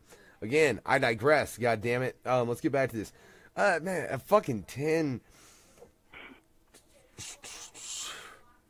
I'm trying to think, because I ain't just trying to agree with both you fucks. I ain't trying to make this the agreement show. You just want to disagree with us. Hey, man, I'm a disagreeable motherfucker. He's going to go for a 9. No, like man, 9.75. No.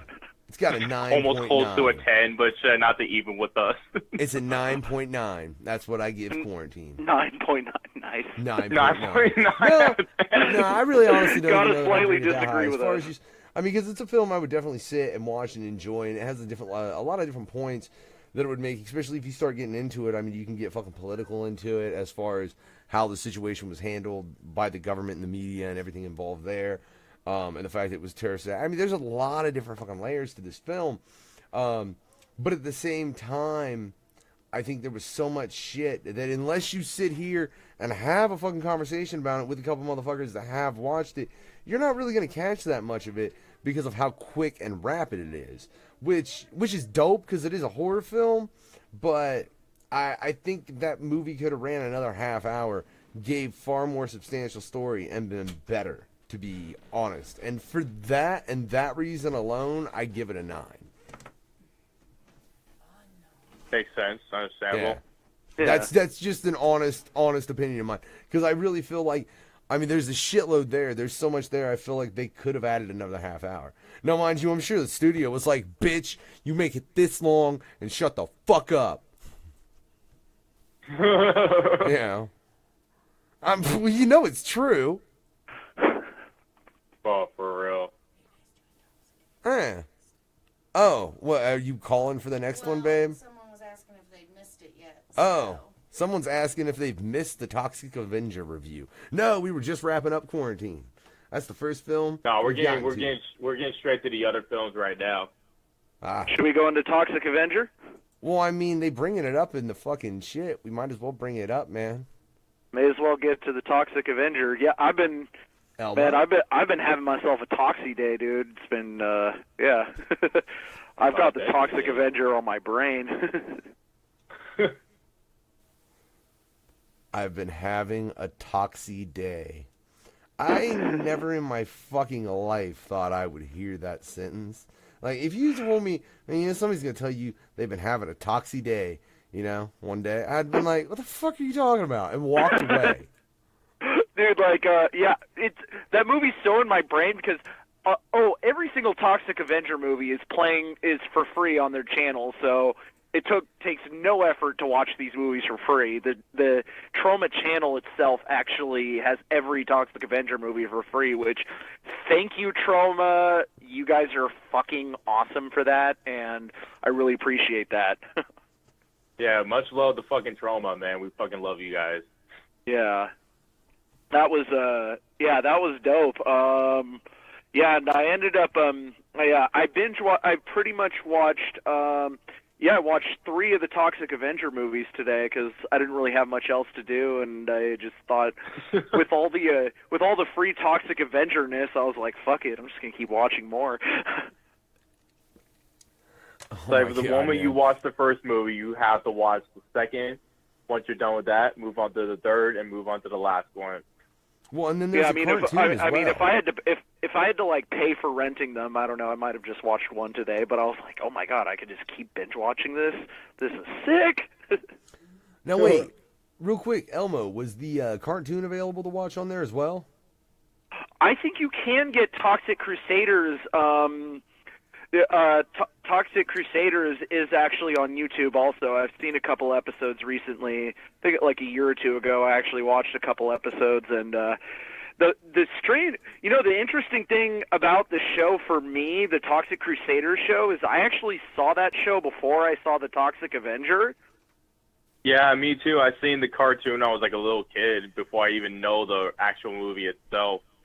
And so when I saw like the beginning of the Toxic Avenger the first time, I was really shocked. Like I remember expecting it to be kind of like, fun, playful, because I was used to Toxie being a fucking cartoon character with like rated G violence, and like until you realize that when we watch the actual movie itself, it just like ruined your childhood. It's like, what the fuck? Yeah. I mean, that movie has some really fucked up shit in it. Like, that oh my god, Elmo. I couldn't think of going into watching this thing, because, I mean, I didn't, I fucking seen the cartoon when I was younger. I honestly wasn't aware of the film for the longest time, but when I was told about it, I was made aware of what it was, and was like, oh, okay, so it's like this. And I didn't even really honestly relate it to the cartoon until today, ladies and gentlemen. I'm not even going to fucking lie to you. But, so, I mean, I was made aware going into it, but if you were going into this expecting a fucking G-rated fucking film, and you got that, yeah, and at the beginning, glad you weren't sitting at, down with your kids. Well, at the very beginning of the movie, too, there's a big old, like, warning that says, warning, contains scenes of extreme violence. And extreme violence. And I'm just like, huh? And then when they got to, then I was like, what the fuck? When they got to, like, when the killers at the beginning who, like, run over people for fun, which that could be a whole separate horror movie. Like, that's how fucked up that shit was. Yeah, the moment they got so violent was when they killed that little boy in that movie, when they ran him over his bike and then crushed his head at the end. Yeah, and like that was like, and as I said, that those characters were so twisted, they could have been their own movie. Like you could have made literally an entire separate horror movie about the crimes that they committed. Like, it's like... Right, because they play the role so well, being twisted and fucked up in the head. It's like, you could have easily given, like, a different separate storyline. You could still be a trauma film, but still, it's just crazy. No, fuck you, Chuckles. I could not watch an hour and a half of just them in a horror film. I'm sorry. I think I'd only if they'd have to die at the end, or I would. Oh yeah, that too. Yeah, like if I watched that whole horror film and at some point they didn't die, I'd kill the motherfucker that made it. Yeah, well, I'm not saying it would be good, but I'm saying if they were so twisted that literally, like, their characters were pretty horrifying. Like, it's like that could have been an intro to a different horror movie about a group of, like, sadistic serial killers. Like, I'm just saying they were that level twisted. I'd worry more about your whole input of that particular thing right there, Elmo, but your favorite movie's The Greasy Strangler, so we'll proceed. But yeah, I guess I'm sure a lot of the listeners have seen Toxic Avenger, but I guess I should probably explain the plot a little bit. Yeah, explain them all. Spoiler alert, by the way. Hey, I said it at the beginning of the show. If they tuned in halfway through, that ain't my fucking fault. Yeah. So basically, the plot of this movie, it starts out, you have this nerdy little geeky mop boy at a gym in a fictional place called Tromaville, New Jersey, and he's kind of the little twerp loser guy that everybody picks on. The evil people, the people who run over the kid at the beginning, they go to the gym and they like get off on picking on him and pulling pranks on him and pushing him around, and he's just he's definitely got the short end of the straw in life. And then they play a prank on him, which leads to him running out the window, and he falls into a vat of toxic waste where a couple of tweaker truckers that just have a giant truck full of open chemicals are just parked up. They're just snorting cocaine, and he falls in, and and the chemicals catch him on fire and turn him into the monster. One thing I love about that scene where he falls into the chemicals and he's like on fire, burning on the ground. One of the guys is like, "He's faking it. This guy can't take a joke." I was like what the fuck? Like, dude, don't you see this motherfucker's flesh being decayed in front of your fucking eyes, dude? Real quick though, what I want to know is why the fuck did he suddenly ignite in flame? It's dramatic because when the officers like touched him, his whole hands were on fire. Yeah. It's like he's sitting there decaying from the toxic waste. I get that. It's toxic waste. It's going to fuck your shit up. But then, the cop touches him, and suddenly the cop's hand's on fire, and he's on fire running down the street. And I'm like, what? Because toxic waste can be, literally light you on fire, even if you touch it with one finger. That is actually true, yeah. Wait, that's fact? That's fact. I've always just assumed that's fact. Is that scientific fact? Babe, I don't think toxic waste will just ignite you into flame, certain ways, it can either melt your flesh off or sometimes light you on fire easily. Well, there are a lot of chemicals that can actually burn your flesh, but the whole setting on fire thing, I'm not sure. But exactly, that's my point. It's not something that by merely touching human flesh is going to cause combustion. It's not. That's not. So that's the one thing about this. I mean, it's great for dramatic effect, though, and whatever. I don't know, though. I just, there's this part of me that's like, why did you set him on fire? Wasn't the whole his flesh was melting off bad enough? Yeah, one thing I've learned today from watching the first three is, you got to suspend a lot of disbelief to enjoy certain aspects of these movies. Some of it is so blatantly unrealistic, and in some ways it's like they're trying not to be realistic. There's kind of a really cartoonish element to all of these movies. Where there was cartoonish scenes, some of the during the fight scenes that he was in, how he just beating up this one cigar face like a punching bag.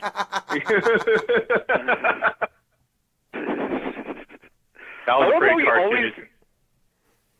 Toxic Avenger always gets into a fight with a transvestite. I always notice that in every single one. There's always a gang, and there's always one that goes after him at once, and there's always one transvestite. I don't know. I've always just found that Why interesting. did they throw transvestites in it? I didn't understand. Why? They do it every movie. They have he fights one transvestite per movie. There's always a transvestite. I guess I don't know, and it's always the most gangster-ass fucking transvestite you've ever seen, because they're ready to fight the Toxic Avenger. I mean, I wouldn't fight that dude. Fuck that. It's you have these crazy, demented-looking goons, and all of a sudden you see one of the members is dressed up like a cross-dresser. I was like, what the hell? Always, every movie. Blame trauma, I guess. Hey, what's up, Gage? You got Gage in the motherfucking house from the dojo. What's up, bro? But no. I'll tell you the whole, as far as suspense of disbelief, man, I agree with you. But going back to the fire thing, I think the only reason that moment works is because, what's the Toxic Avenger's name? Real name? Melvin. Sorry, it was escaping me. Because he's running on fire in the street. Melvin's on fire! It's like you really feel the fucking need to yell that, like it's not obvious. That's it, yeah. So anyway, continuing with the plot, so there's also the town's mayor is super corrupt, and he wants to sell the whole city to like dump chemical waste or something. They definitely one thing all the movies have. There's always some cartoonish bad guy who wants to like ruin a city, almost for the sake of just ruining the city. You never really know what these bad guys are getting out of this, which is kind of very, very much like cartoons you watch, like the traditional like villain who wants to destroy the world just because he doesn't like the world, if that makes sense. Yeah. And because there's never really that much of an explanation. But anyway, this mayor is totally has like every gang, mafia, criminal organization in his back pockets. He's working with all the bad guys. He is he's definitely what you would call a bad guy. And basically when he becomes the Toxic Avenger, he starts killing all the criminals. He gets himself a blind girlfriend, and no wait, let's. I know that scene right there is just like she should be lucky. Well, this is the first movie, by the way. It's like she should be lucky that he didn't know what he looked like from the very first beginning. No, that poor dog. Like, fuck that, man. They shot the dog. It's like why? What the fuck was that bullshit? Like, fucking, that's a goddamn service dog. You just shoot it with 12 gauge. And then they show the dog all sitting there, all like dead. And I don't need that shot in my movie. Fuck you. This is supposed to be funny. Like, it's supposed to be like funny, ha ha. And you showing me a dog with a motherfucking shotgun wound? Well, one thing I noticed is because the way Toxic Avenger takes out the bad guys is usually really outrageously painful looking, brutal, gory, and disgusting. I noticed they really go out of your way to make sure you really hate who he's killing. Exactly, because they make the characters, the villains, so hateable. It just gets to a point. It's like, oh my god, when are they gonna get killed? You know what I'm saying? I'm just waiting for that fucking moment. The worst villain in the Toxic Avenger, in fact, the whole series, the one that guy just almost made me throw up in my mouth because he was so disgusting. Remember that pimp who tries to get that girl who thinks she's going to the David Bowie concert towards she was 12 years old. Yeah, that dude, yeah. Yeah, he says, she's only 12 years old and only $12. I was really happy to see that motherfucker die. Like, I was like, what? That's like, so I see your point in that. Yeah, you're right, man. They do. You've got it with the way he kills those motherfuckers. Jesus, the murder. One person I was happy that they killed was that one of the crazy girls that got him to where he is today. She goes to this spa and she fingers herself with pictures of the kid that they ran over and shit. Oh God, I always try to block that scene out of my memory where she's just getting off on the picture of the dead kid. I was like I remember that one like fucked me up the first time I watched it. I was like, dude, no. There are people that do that in the real world. She's really man. that fucking sick. I wanted something graphic to really happen to her. Like the way she went out though was kind of like, come on, dude, you could at least like fucking ripped her fucking heart out or strangle her with her own intestines and shit like that. You sick bitch. They do intestine strangling in the third one. Oh yeah, they did. But yeah, so anyway, let's see what else to say about the plot. You know, it has a very traditional the premise and the way it's set up. It has a very very technical superhero type story. You know, he gets a girl. At one point, you know, kind of like Batman, the community turns against him, and then he eventually he basically ends up proving himself by destroying the evil at the end. And you know, it's very it's very comic book like. It's a very it's very like, you know, it's very animated like. You know, I think that's one of the reasons it got, you know, approved to be a cartoon so quickly, that it was just like. It was like, okay, well, this movie was like pretty cartoonish, even though how disgusting and fucked up the movie really is, though. But yeah, I'm surprised it turned into a kids show. But I was surprised too. At first, I thought it was just the cartoon itself until I actually saw the movie itself. Now it just made me wonder. Now it got me the idea of why they made this to a cartoonish film, like you said, because the fight scenes and the storyline, it's like you're reading a kid's comic book of this character, or you're watching this as a cartoon show. That's how they got to the idea for it and try to put less gore into the cartoons to make it kid friendly. That was like pretty fucking funny. Yeah, because Toxic Crusaders, the kids show, is a pretty harmless show. Like, there's not really, it's not. There's no gore in it. It's just like fight scenes, but there's no gore, blood, or anything. Yeah, and I mean, like, it was like there were like back when that show was out, there was like other kids shows that were really pressing the envelope, like Ren and Stimpy and Rocko's Modern Life. Like, Toxic Crusaders was actually fairly light, I just gotta say though, real quick, you realize, like, we review horror films over here at the Freaky Fucked Up Fear Hour. I just have to, like, I mean, I don't feel like this fucking movie was a horror film. It was a Some good people movie, though. say they label Toxic Avenger horror because of the gore and the exploitations that they threw into this movie and made it look like it's a horror film. You know what's interesting about what Factor just said is that I have a giant list in front of me of different facts. I just wrote down all the facts I could dig up on the internet about the Toxic Avenger. I thought it'd be fun to have those on deck. But one thing was funny at one of the websites, houseofhorrors.com. It says I don't remember the exact wording, but one of the articles about Toxic Avenger says you don't if you call yourself a horror fan, you need to see the Toxic Avenger, which was kind of interesting because it has it is more. Wiki describes it as a superhero comedy horror, which comedy horror is definitely the way I categorize it. But it was interesting to see a thing on the internet saying if you watch horror, you need to see the Toxic Avenger. I was like, huh? It was more like a dark humor with a little bit of horror to it. You know what I'm saying? Man, I wouldn't even say horror, because look, if you're fucking saying a film can be a horror movie based completely on violence, hey babe, bless you, by the way, that was her sneezing in the background, y'all heard. Sorry, guys. Loud as fuck, man, holy shit.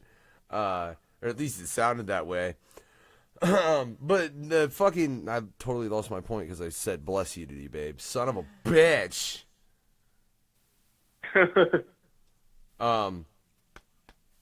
Flip that. Wait, when you said that the movie was not horror and all that. Yeah, I just think it's a trip that website kind of just said the exact opposite of what Factor was saying about it. If you watch horror, you need to see the Toxic Avenger, and we got Factor over here that's not a horror movie. Yeah, no, okay, this was thank not you. Horror. Yeah. This was funny. It's not. It's a dark comedy. There's my point. If you're saying that a fucking horror film can be, or a movie can be a horror film based just on the amount of blood and violence in it, then I tell you the newest Rambo film starring fucking Stallone, that's a horror film. That's what I'm telling you, if that's what you're basing your fucking horror films on, is just the amount of blood and gore. When I look at the Toxic Avenger, I see a dark comedy action film. Yeah, it's definitely mostly action. I can see it like that in a way. Yeah. Yeah, I mean, I don't consider a film horror just because there's a lot of blood in it. That doesn't make a movie a horror movie to me. Me neither. I'm not saying I think of it as a horror movie, but I was just talking about the article. I don't really consider it super. You tell that article I said fuck off. And for Elmo, for you, my friend, since this movie has a lot of nudity in it, what would you rate the nudity of this movie? Rate the nudity. I don't. The fact that the chick masturbates to a picture of a murdered kid, this movie just kills any boner I could have had. And man, the pale ass triangles that bitch had on her nip or on her fucking titties, just triangles of total paleness. You're all staggy to me.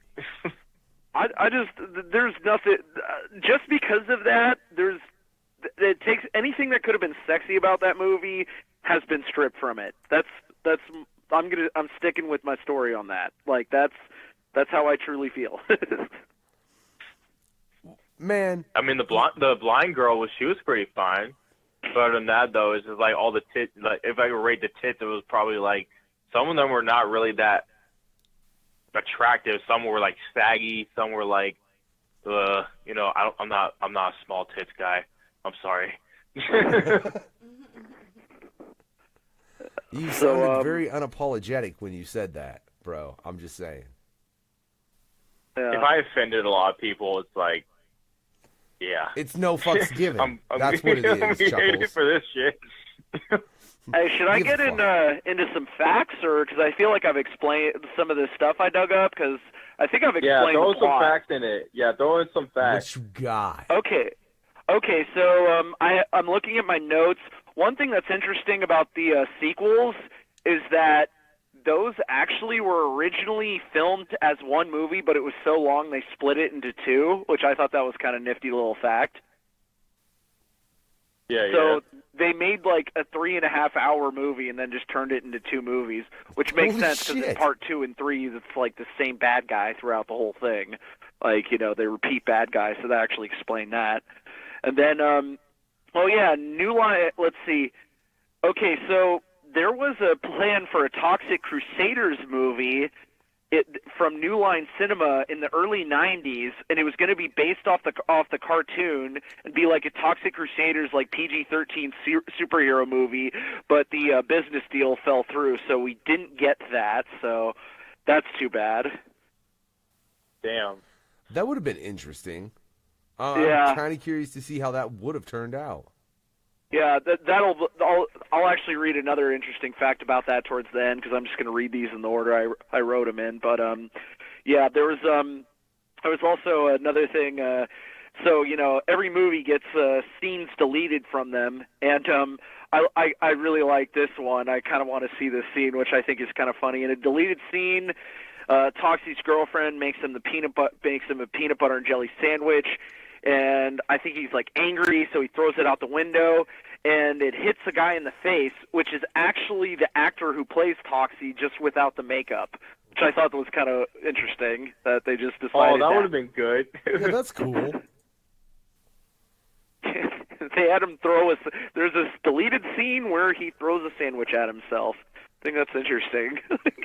One Easter egg I found in the movie of Toxic Avenger, like the title of the town Tromaville is actually the title of the entertainment that made or just actually distributed this movie in general. Yeah. Oh yeah, a lot of trauma movies like to reference either their other movies or their film company in their thing because you know they're an independent. They don't really answer to anybody. They're on a shoestring budget and make independent movies. So kind of what makes them kind of fun because it's like a film company that just does literally whatever the fuck they want to.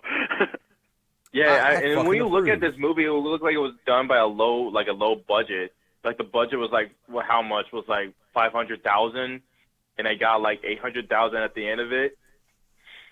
Yeah, that's actually exactly how much. So it made a profit, but yeah, it didn't cost that much to make, and it made in the box office it made $300,000 profit, which is actually when you think about how they work on a shoestring, that's actually not too shabby for people who like have no money, like you know.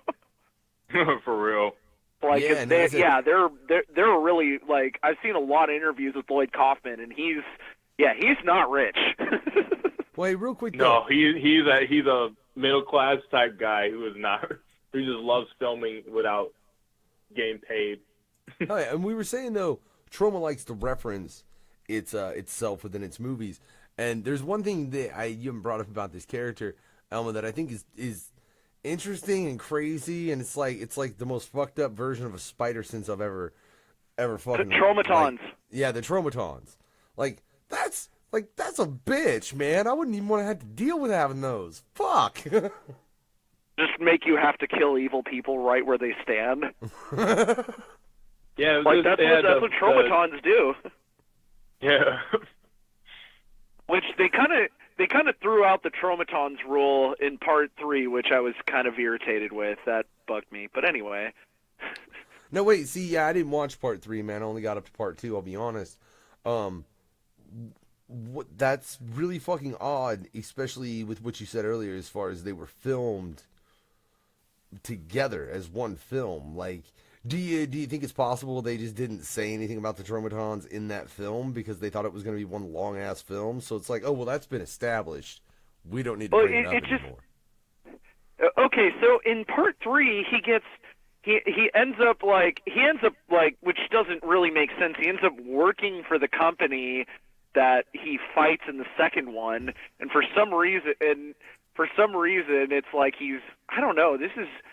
It's really weird because you would think that it's like when he's being talking to the bad guy, who he's gone to battle with before, and then his Tromatons doesn't go off when he's actually in the building of like the evil guy, which it just doesn't make any fucking sense. Like the third one, they threw the ball with that shit. Yeah, and I feel like they kind of like there's some cool kills. Yeah, they dropped the ball, not that. Yeah, they like Toxic Avenger Part 3. I feel like they kind of like. The beginning of it was cool, but later on in the movie, I'm like, this is probably the weakest Toxic Avenger for sure. Now, especially they made the blind girl not blind no more. I was like, okay, now. But wait, first off, I just want to say that you said something. It's like, man, this just really like isn't. You were saying something isn't believable in a film that's about a dude that fell into a vat of toxic waste and turned into a giant. I'm just saying, but suspension of disbelief. But I understand what they're saying as far as they didn't keep the continuity right. But isn't there a fourth film? There is. Yeah, I've only watched it once. Yeah, the fourth film is when it was a story where he fights against himself, but he's like a Nazi or something like that. It was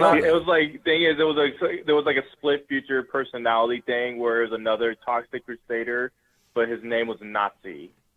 Yeah, the first I think the Toxic Avenger 4 was like a new movie when I saw it. That's how long it's been since I've watched that. I feel like the fourth movie was part 2 of the first movie. Yeah. So what, you trying to play like, let's just wipe these two films out like they didn't happen? Because they used the actor who played the Toxic Avenger in the first movie, and they had him played in the fourth movie. But in the second and third movie, it was a different person. You could tell by the voices that you hear from them.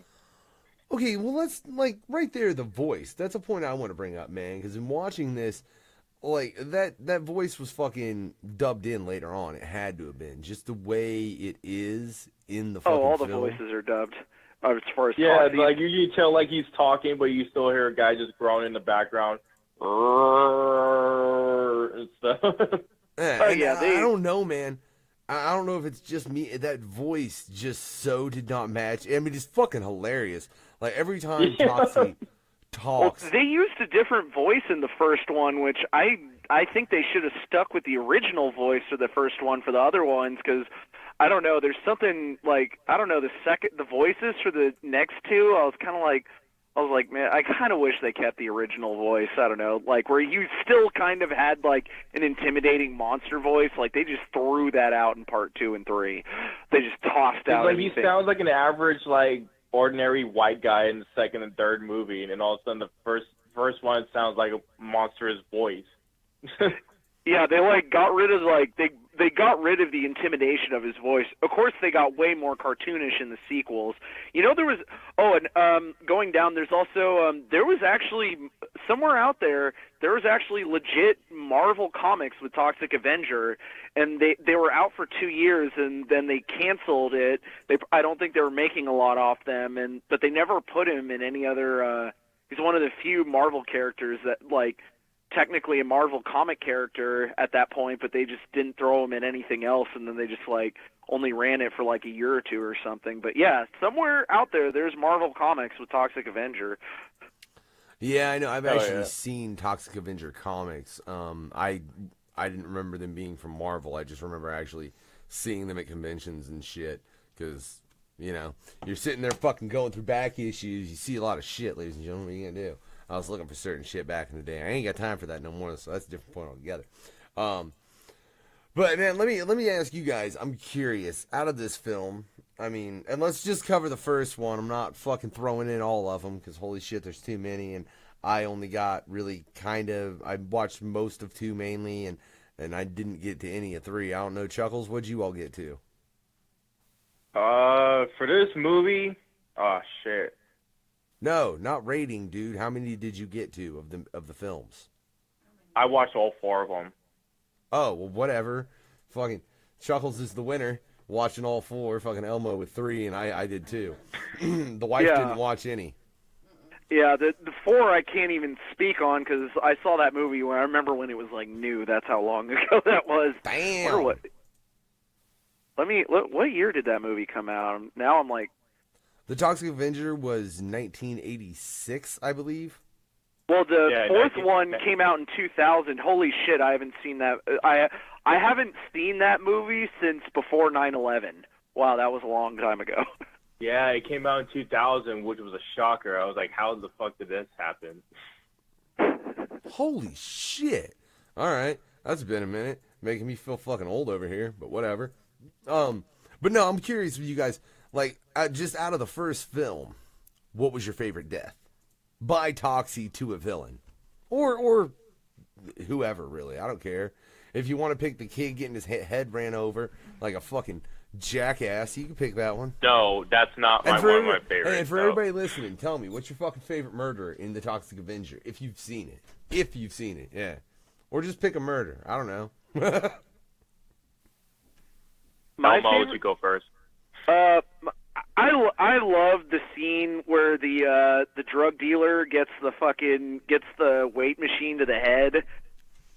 Oh, that was my favorite because like that was like, I don't know, to me that was like, that's not a really like super like played out one because you know you watch a lot of these movies from the 80s and they always have like a kind of murder you see in like fucking hella other movies, but I'm like, holy shit, he used the fucking exercise equipment to kill that dude. That was fucking creative.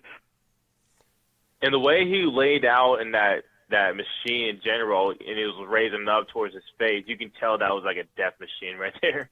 Yeah. And then like I love the half head, and it's just kind of like he's kind of just spinning his head around. Like that was dope. Hell yeah. I think my favorite death scene in that movie was, I think it's pretty funny, is when he takes this one dude that has like the half paint, half lipstick, and all that in this Mexican restaurant. What he did was he fucking drowned him with milk, put ice cream in his mouth and whipped cream and all that, and he puts underneath this like milkshake blender or something like that, and it kills him with that inside of his mouth. I watched that part with my kid. She was like, ugh!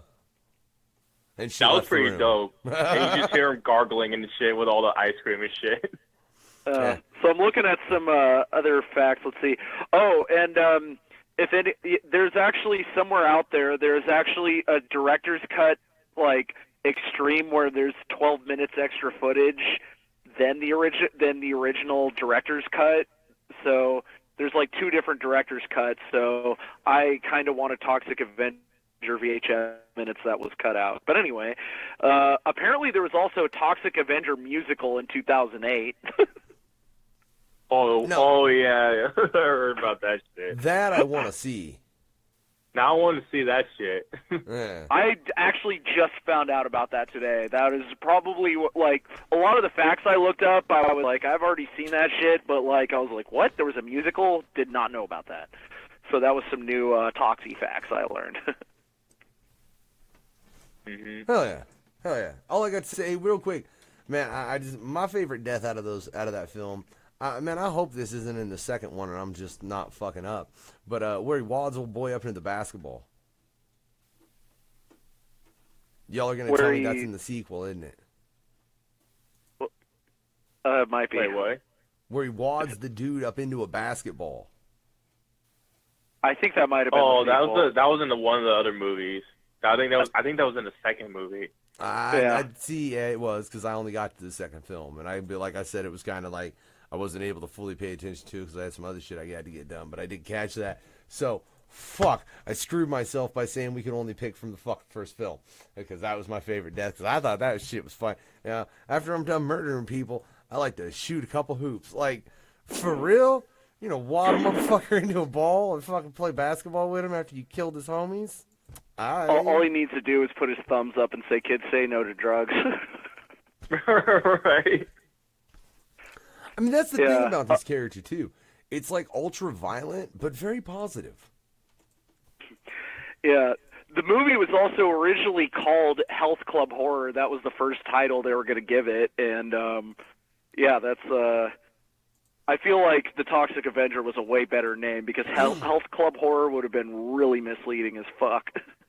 Yeah, it would just give it a different title than what you expect from a toxic monster that he is. Yeah, because only part of it's at the health club. Like, there's hella scenes outside of the health club. It's not just like a gym slasher movie. Like, that would have been misleading as shit. And For real. it would have been misleading because it had the word horror in it. And I don't give a fuck what any horror site says. The Toxic Avenger is not a fucking horror movie. I'm sorry. I can't, like, I'd fucking, if you want to argue that point with me, that's fine. And the funny thing is the next film we're about to review, I definitely say is a horror film, and there are people that would argue that it wasn't, but I'll fucking get to my case of why that is when we get into that film. But I've already made my point, like I said, for the Toxic Avenger. It just, if you're saying it's a horror film, I feel like you're saying it's a horror film because of the amount of blood and violence in it.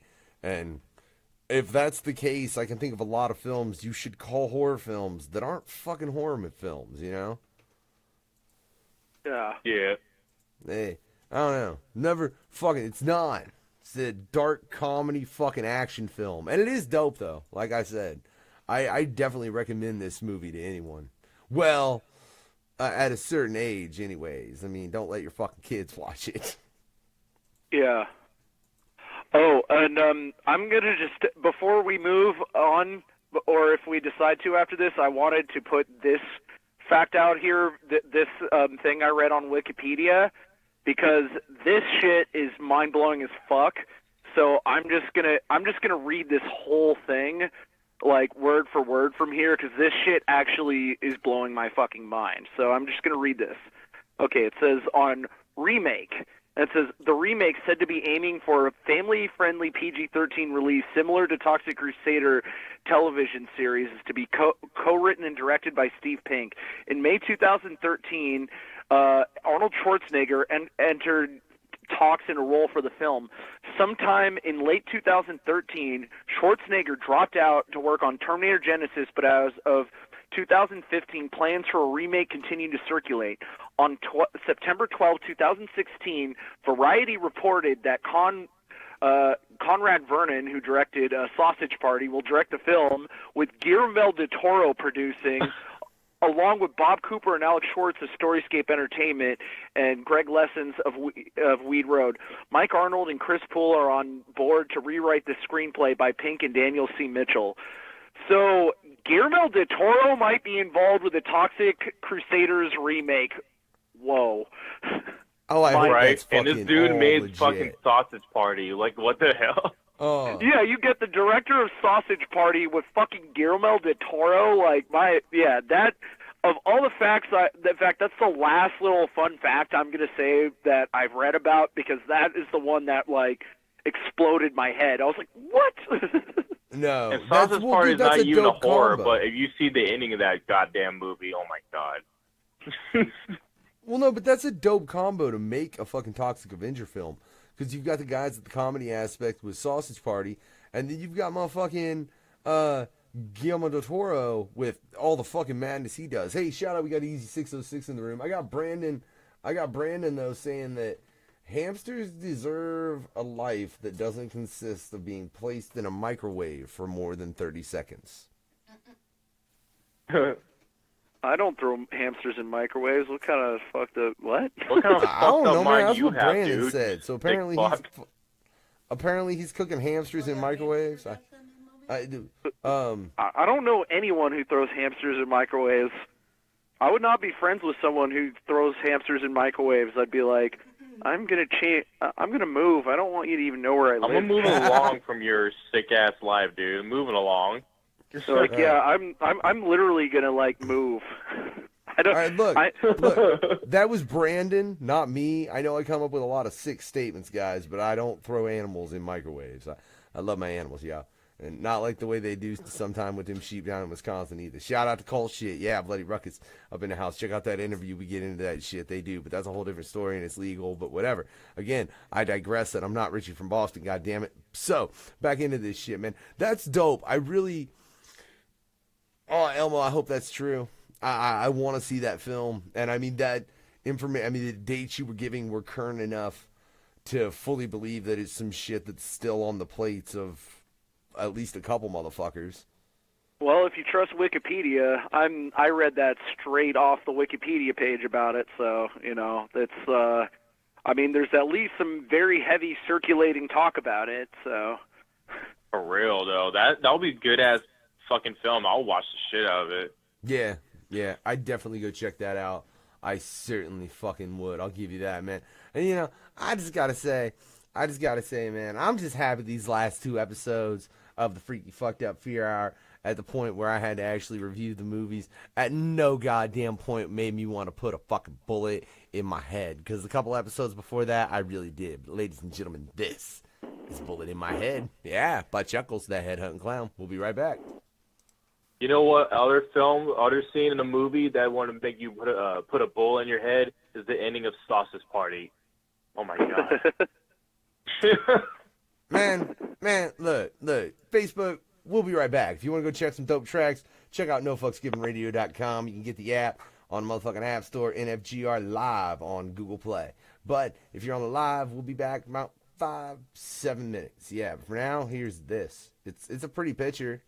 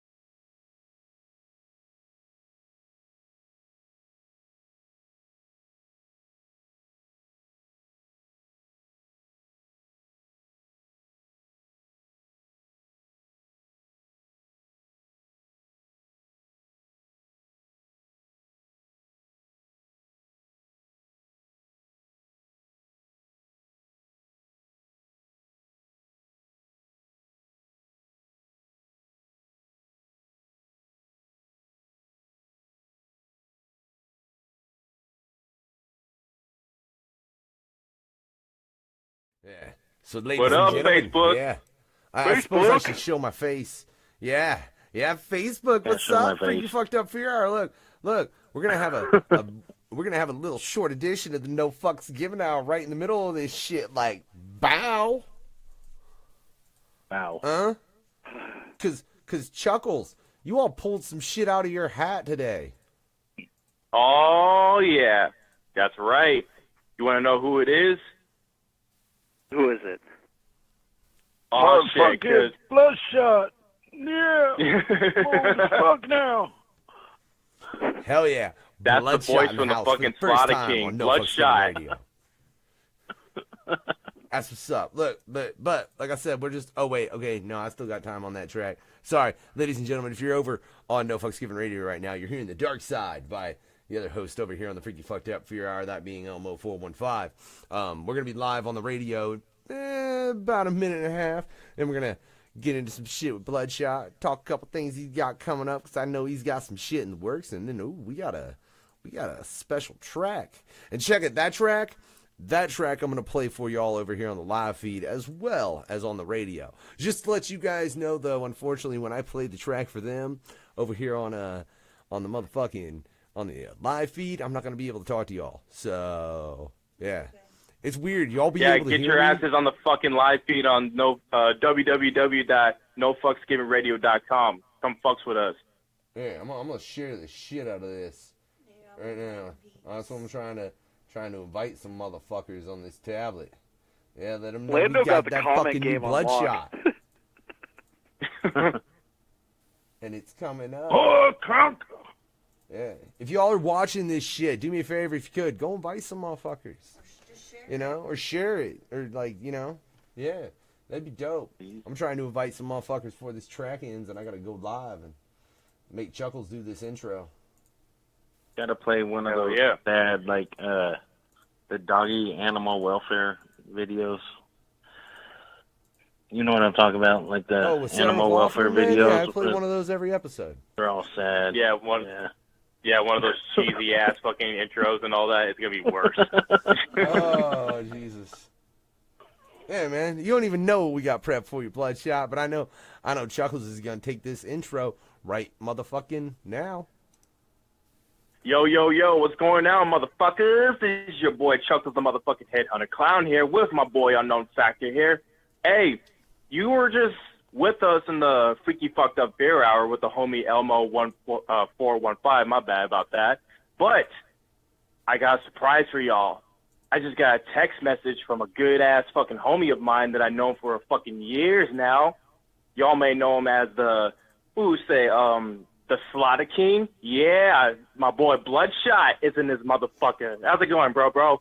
Yeah. Oh, conk. What's up?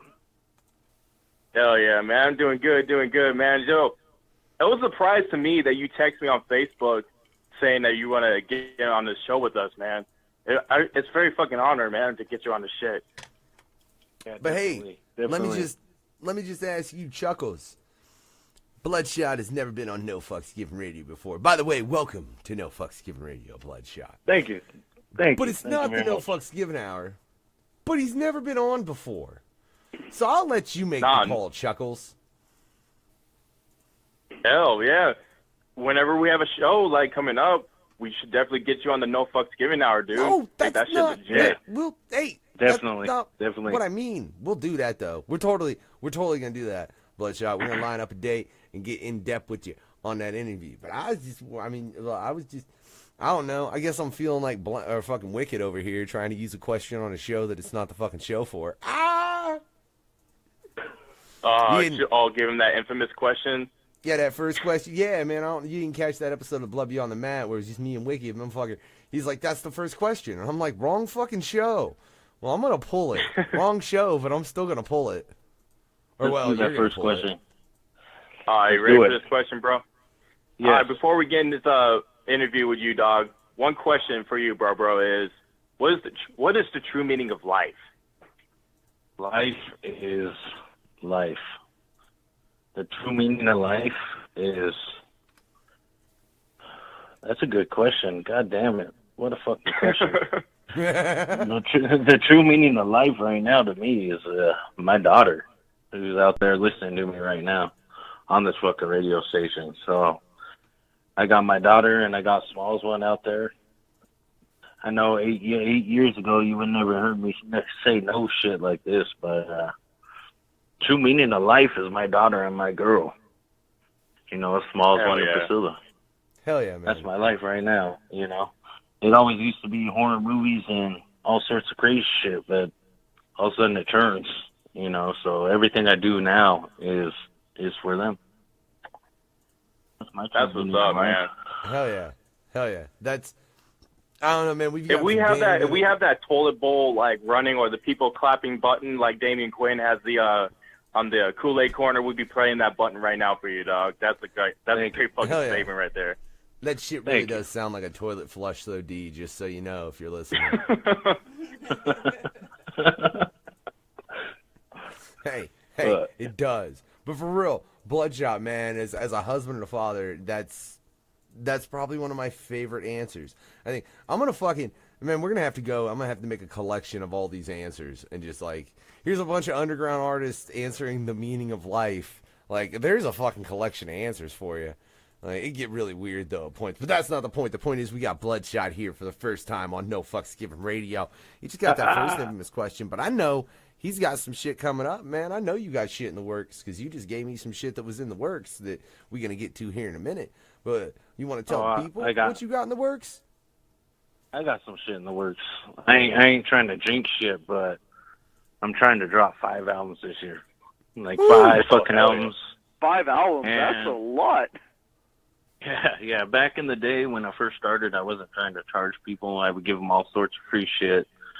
So if I do drop these 5 albums, there ain't going to be a price tag on none of that shit. It's all going to be free, you know. I see a lot of people trying to make a lot of money off of this shit. And right now, like, in this day and age, there's so many rappers out there that you just got to... because you love it. Yeah, exactly. I love this shit, and it's easier for me to tell somebody, hey, go listen to this shit for free, rather than, hey, you don't know me, pay me. You know what I'm saying? Like, they hear it all day long, like, hey, come listen to me. Yo, come check out my tracks. But they done heard of the motherfucker, so what the fuck, unless you're going to put some headphones on a motherfucker, how the fuck they going to hear you really, though? Like, exactly. Like, I ain't just going to walk around fucking the mall putting headphones on motherfuckers. You know what I'm saying? This is a new day and age. New day and age. So when you start putting shit out for free, it's going to expand. It's going to, you know, even back in the day, back in 2003 when I started giving away free shit, it was even hard back then. So now it's even like it's so much harder. Oh my God. To get people just to listen to your shit. And it ain't even really about CD sales nowadays. It's about merchandise and touring. It's about getting people to buy your fucking shit while you're touring.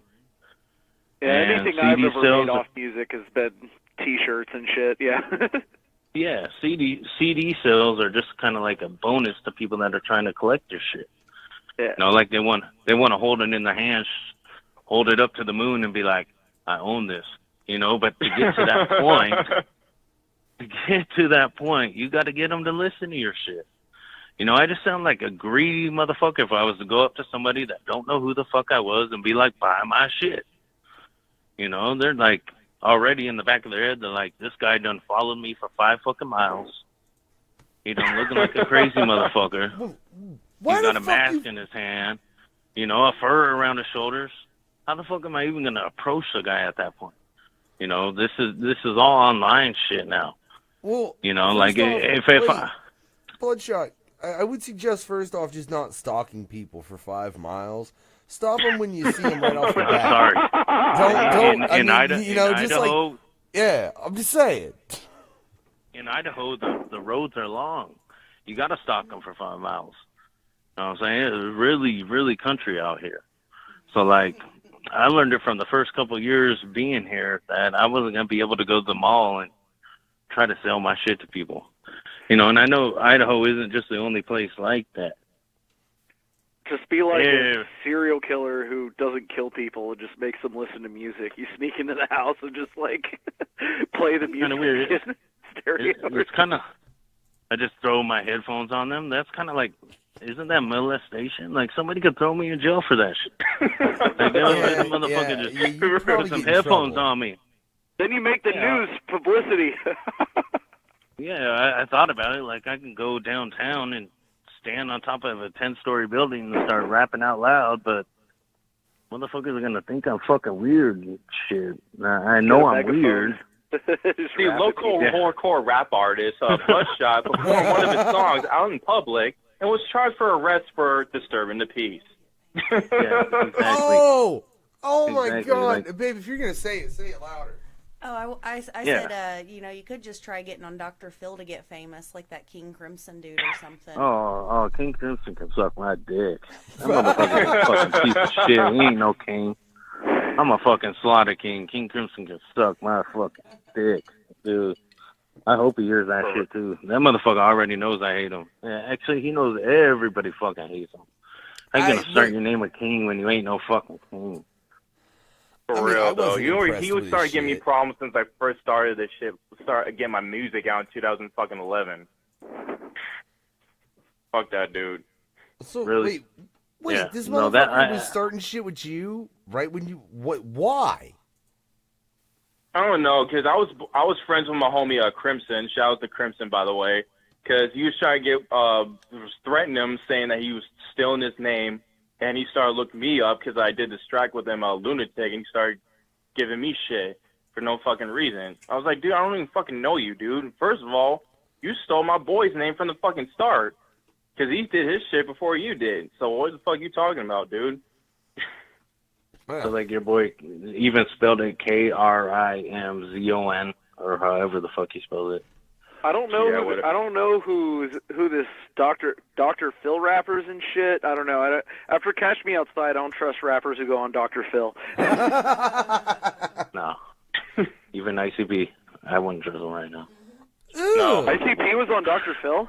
They're gonna be. No, they're gonna be on that. I guess they're like giving King Crimson feedback on his shit for that episode. Are you fucking serious? Yeah, so like King Crimson is jumping on, and then ICP is gonna stick their fucking fork in him, basically. So. Wow. I'm just picturing Dr. Phil like, so you guys drink Fago? I don't know. That guy bugs me. Fucking bald. Yeah. I love how you Actually- went. That guy bugs me. He's fucking bald.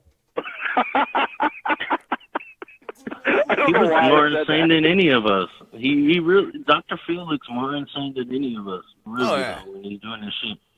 His eyes are all bug-eyed and shit. You'd probably be snapping outside the camera and shit.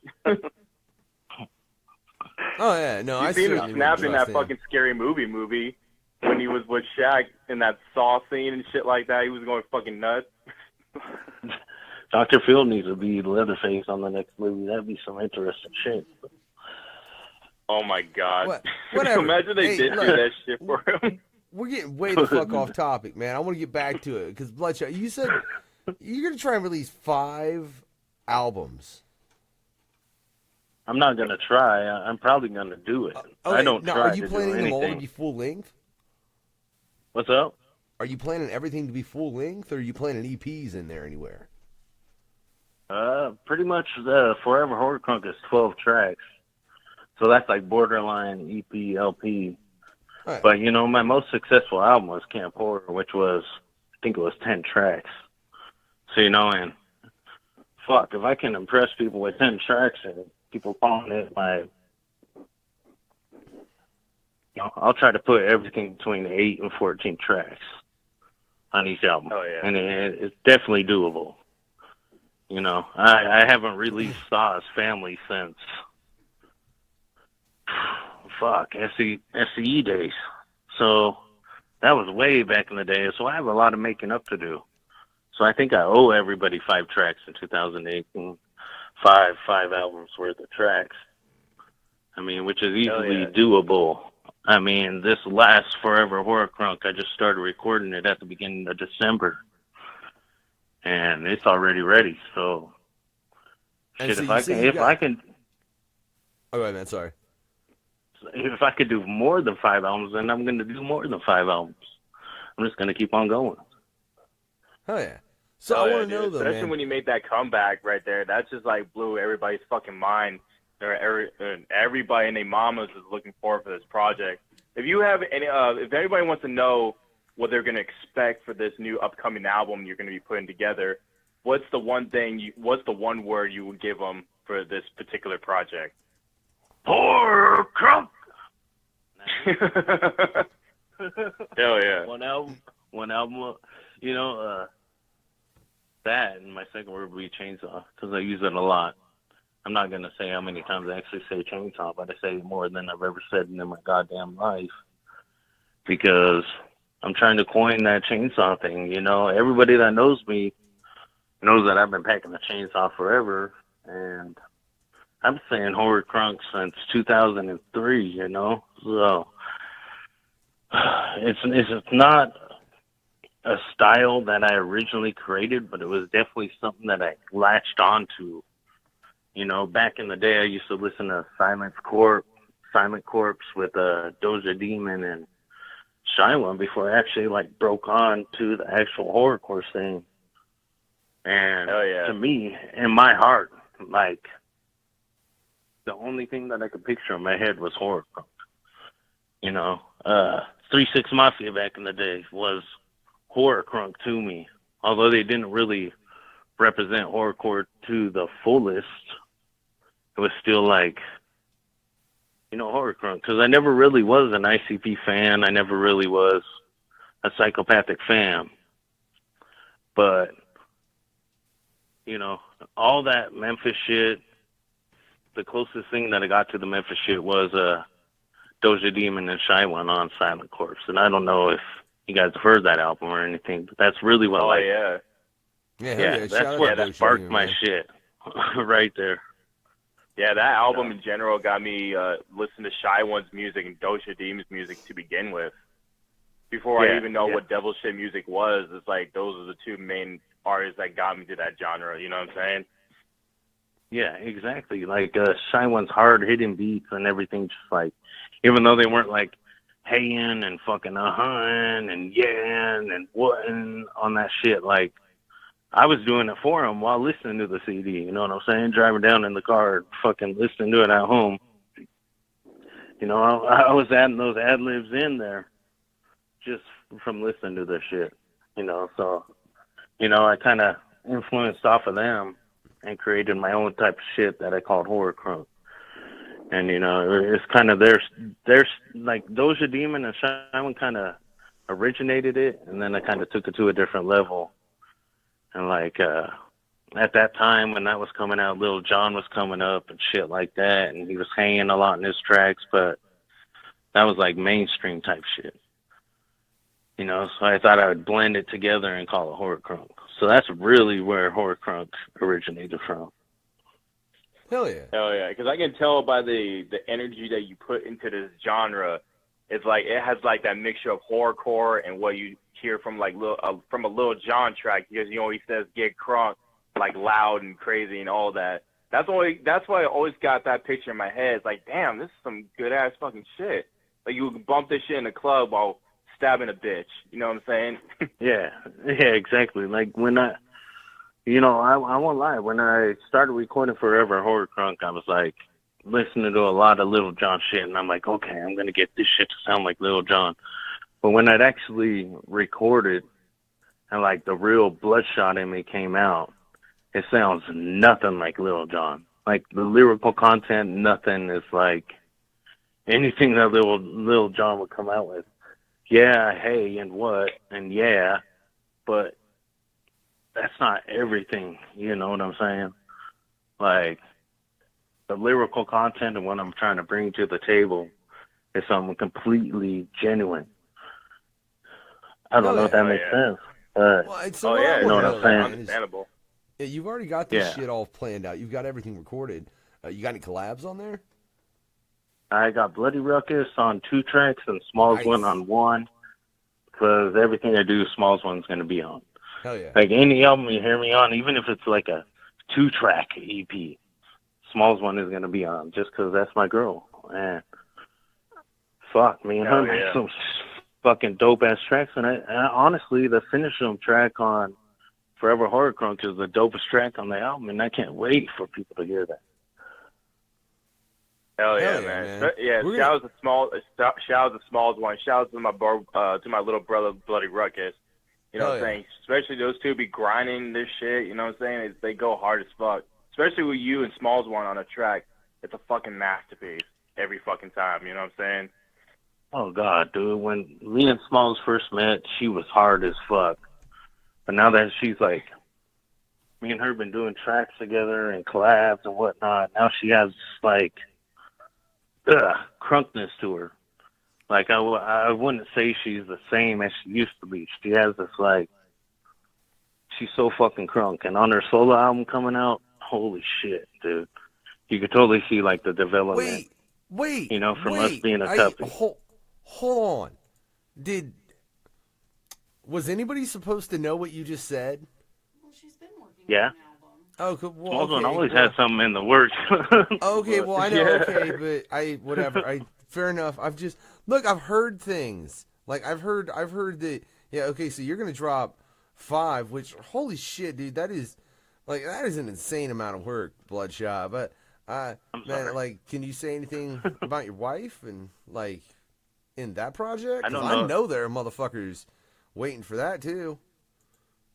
I can't say the exact title, but it is the title of the album is influenced by Alice in Wonderland. So like her chasing the rabbit and shit, and you might have heard her track with Gangsta Boo, the glass slipper shit. Yeah. Oh, shit.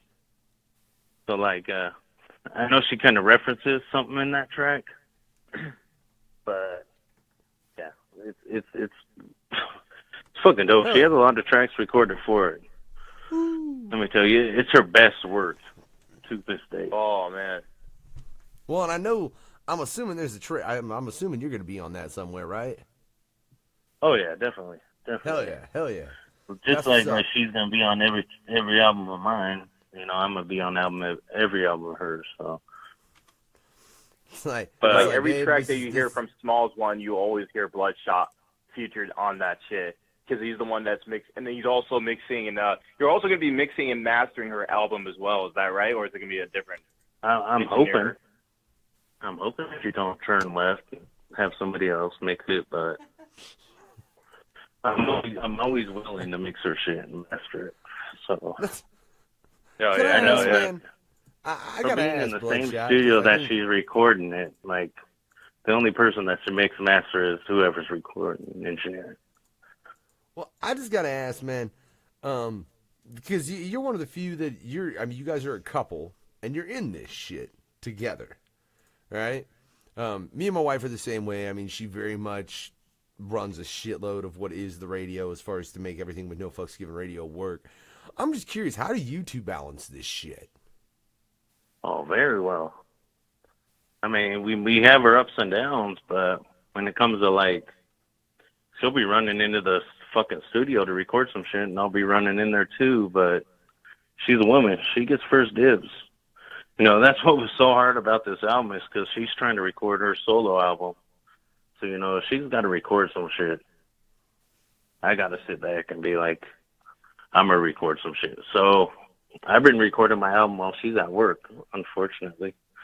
You know, like, it's hard to balance it out. It really is with a kid because she's out there trying to do tours and whatnot. And I'm trying to tour too, but I'm the man of the household. I got to maintain the job, full-time job, you know, so I got to do my part to make sure she's first. So I'm not trying to blow up before her. If I can help her blow up first, then hell yeah, I'm going to help her do it. You know, that's my support. You know, and she's always known that since we got together 8 years ago, that she is the number one in this fucking household. You know, so the balance, there really is no balance. She is the first person there. You know what I'm saying?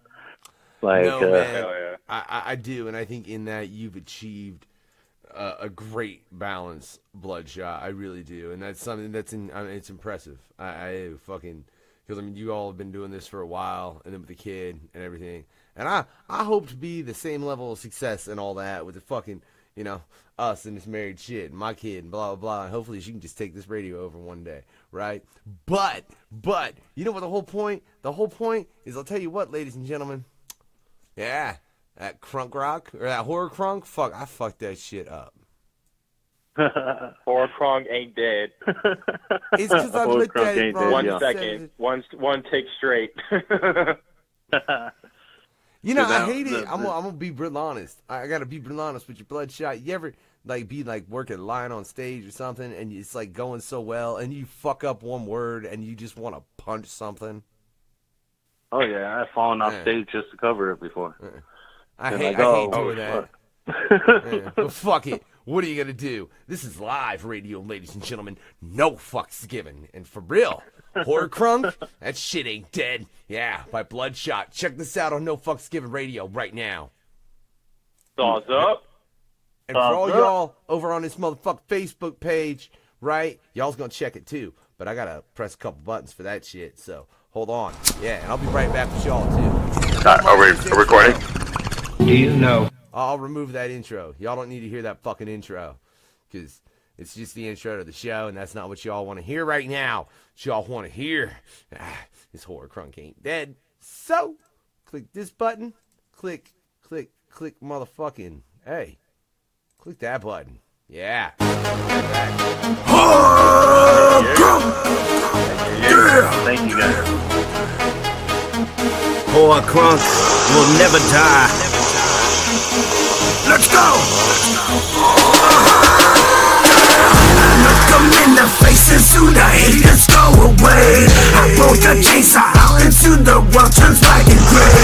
I told them not to fuck with me, cause I'm the leather face. They didn't listen, so the future's done and paid. But somehow, motherfucker, talking shit, so what's up now? You acting quiet now that you're now inside my pride. That's what I thought you all thought. And no bone, I'm not inside without a steady itch. I'm done. I better make it flinch when I pull the string back. You smell the gasoline, bitch, soon you wonder I tagged. I'm about to fuck you up and no, you won't have shit to back you up. Yo, losing the green room at the door. That's right.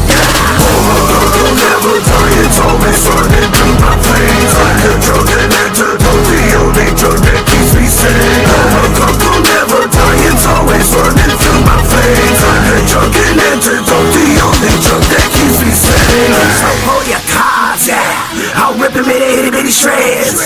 Take my chainsaw hand, decapitate your head. I don't fuck with bitches, done learn my lessons ago. I pull the chainsaw out, put the string back in the gasoline flow. I told you not to fuck with me, but you wouldn't listen, though. Now I play this game like chess, checkmate, my game's incredible. Now don't test me, I'm genius, manipulation get to nowhere. I stand in front of you with glass, in a steady stare. You got to go down and you should've seen it coming. You hear the chainsaw rev your whole crew starts running. Bloodshot the Slaughter King, the one and only. So go check yourself, go on, tell your homies. I'll never die, it's always running through my veins. Like a drug and antidote, the only drug that keeps me sane. I'll never die, it's always running through my veins. Like a drug and antidote, the only drug that keeps me sane.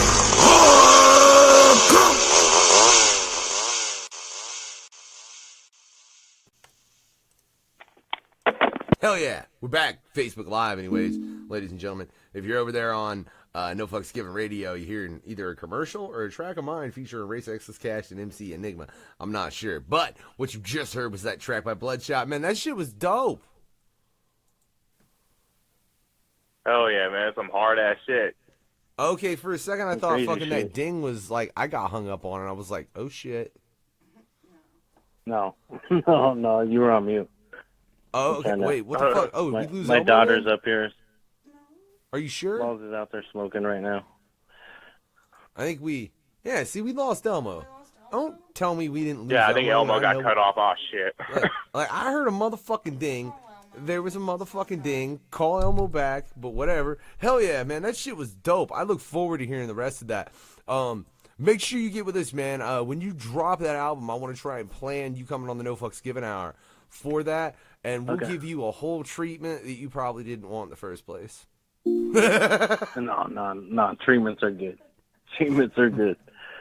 So definitely when that shit drops, like, I'm not trying to use like a million different outlets where I release it. It's just gonna be like one place to try to raise numbers. Cause hell yeah. I'm trying to find somewhere that has like kind of like charts or something like that. So if I like release it on like 7 different platforms, then it's only gonna have like so and so many views on each platform. Then you don't really like elevating that shit. So like, I'm trying to figure out which place actually will generate some good exposure by releasing it in one place to get some new listeners to see. Then I'm like topping out on downloads and streams and whatnot. Yeah, some people they go to Spotify to put all your music up. That's why they say mostly the majority of people want to go listen to people's musics, especially your genres and all that. It's just like get that on the charts.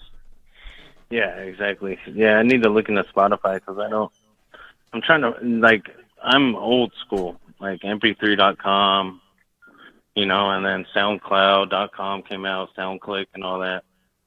So, like, the way that I used to find people was looking at those charts.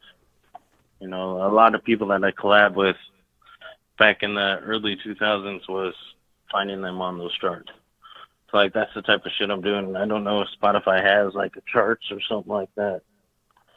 Yeah, they got some charts. I'm still trying to fix up my playlist too. I'm just trying to figure out how the fuck you're supposed to do that. Yeah, they got shit to keep track of that. Hey, we got Elmo back in the house though, man, for real. Dude, that track was dope, man. Make sure you get with either me, Chuckklez, or my wife. Like, make sure you get with one of us, and we're gonna line up a full interview.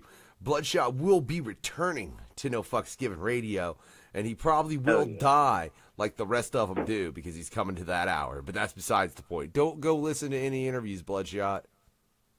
All right. Dead by dawn. It's so funny that's what I tell people. It's like, hey, you're coming on for an interview on No Fucks Given Radio? Do me a favor. Don't listen to any of the interviews. Sounds like Derek Andre show. It's like, oh, you'll soon find out. That does, dude. That sounds like some terrible shit. Look, if somebody was like, "Hey, Factory, you want to come on for an interview?" And I was like, "Yeah, man, cool." And it was like, "Don't check out any of my past interviews." I'd be like, "I don't think I want to do this interview anymore." We had a couple of people that did that. Really?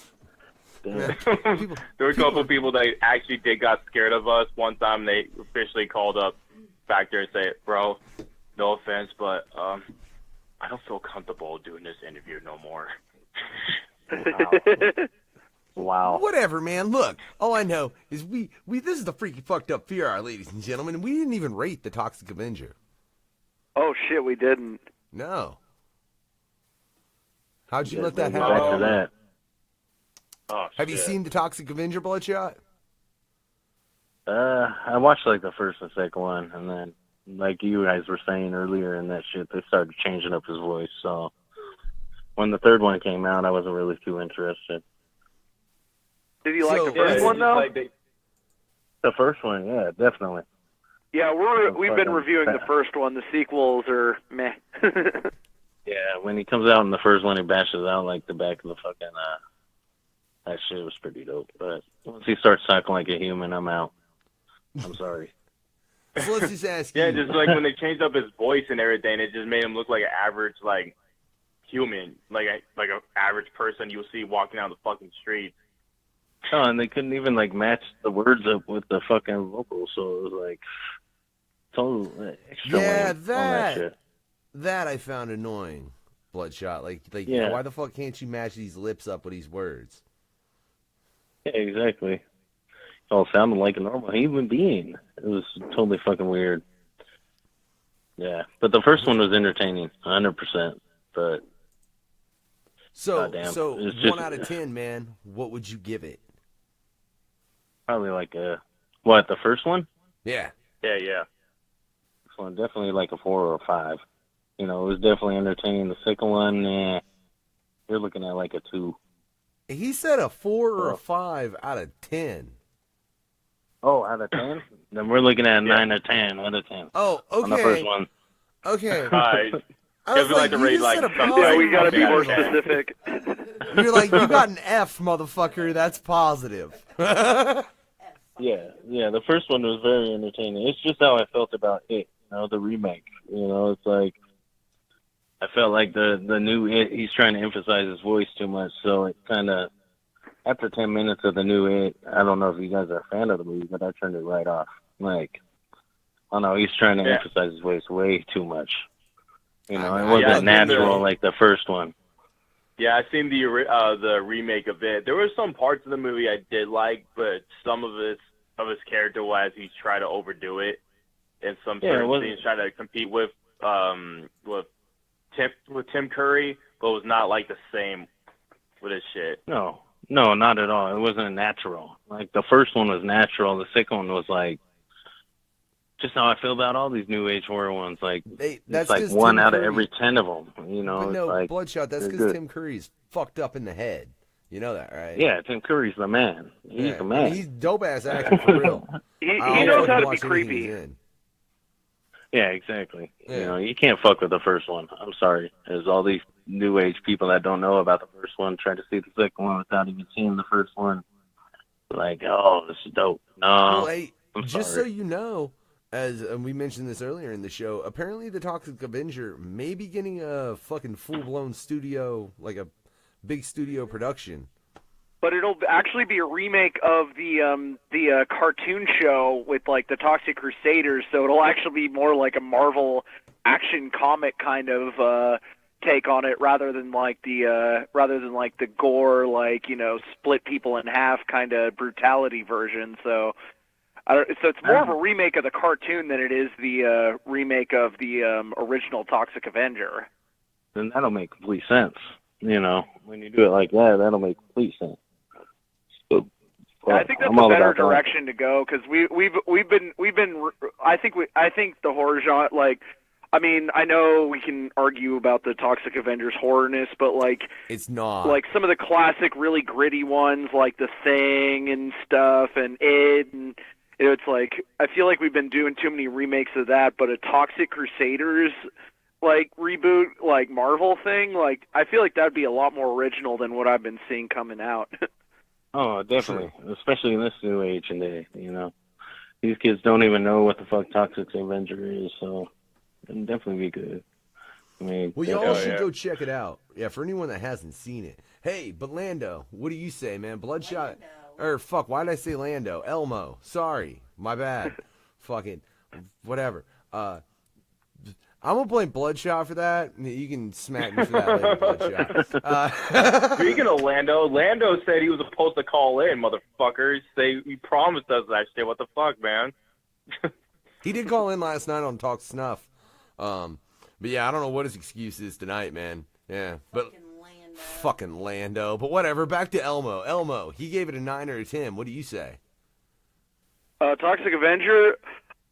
It's hard. It's like I don't want to give it a 10, but I want to give it a 10 just because it's like a childhood favorite, if that makes sense. Like, I don't know. You know what I mean? Like, I saw that movie when I was 12, and I was just like, and I felt. What's up? I said you were like, titties! I was like titties and a lot more violence than I was used to. When you're 12, you haven't seen everything yet, so it's like, oh my god, this is crazy, like boobs, blood, and all this stuff, I mean, I'm 32, so fuck, I'll watch some of these horror movies, and someone will be getting cut in half slowly, and I'll start yawning, it's like I'm jaded. Back then, it was like mesmerizing, so it was like, I think I still, like, even though there's a lot of things wrong with the Toxic Avenger, I'm still giving it a 10, even though I know on a technical level it should be lower. Man, see, like, I feel like we're passing out too many motherfucking 10s tonight. I swear on my life. Well, I mean, I could just start picking movies to ruin everyone's life again, you know? Don't even fucking bring up that goddamn movie again, I dude. will fucking, you will not be a host, Elmo. Don't fuck around. Fucking. All right, for my rating, I'll probably give it like a 9 out of 10. I have to give it a 9 out of 10. I'm gonna do what I normally do. On the first movie only, not for the all parts. I'll say the first movie I'd give a 9 out of 10.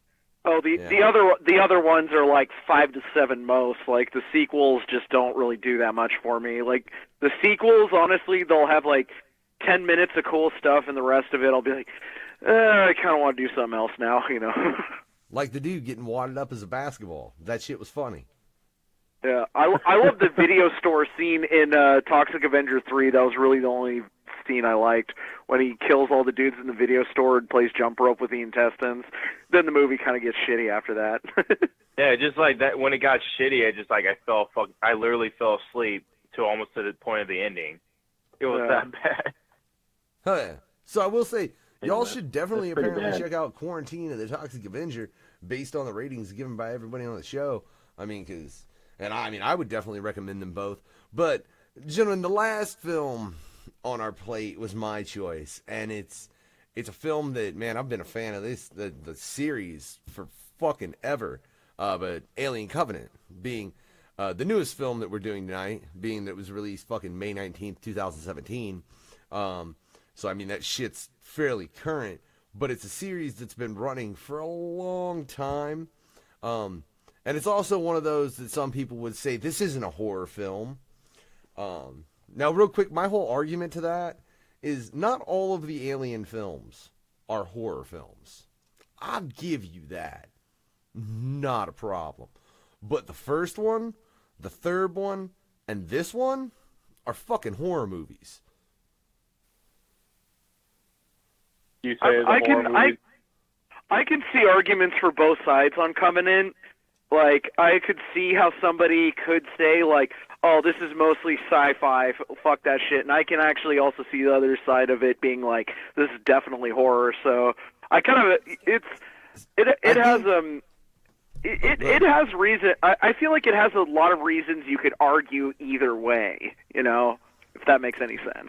You want my ultimate argument as to why this is a horror film and a horror film exclusively? Because I'll tell you right now, man, fucking David's Dr. fucking Frankenstein. Fuck David. No, but he's Fuck Dr. Frankenstein. David. Creating a fucking monster. That's all he's doing. He is a fucking far more advanced version of Dr. Frankenstein, trying to create the perfect species that is gonna kill us all. Yeah, that's what I mean. That's why I say fuck David. He's a fucking asshole. Yeah. I think that's the important thing that most people don't realize this. Like, this whole film, first off, like I said, this is Alien Covenant. It was released in 2017. My wife says she thinks we should give David citizenship. Shut the fuck up, babe. No. I swear to Christ. Anyone spot the Kubrick 2001 thing they had going in the movie? Oh, yeah. That was definitely influenced by Kubrick's 2001. I'm pretty sure it was like on purpose that they did that.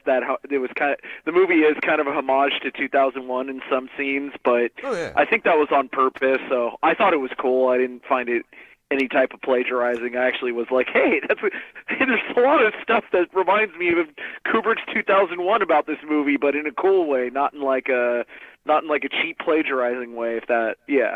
See, if that film would have been done by someone other than Ridley Scott, I would have more thought that there was a chance of plagiarism.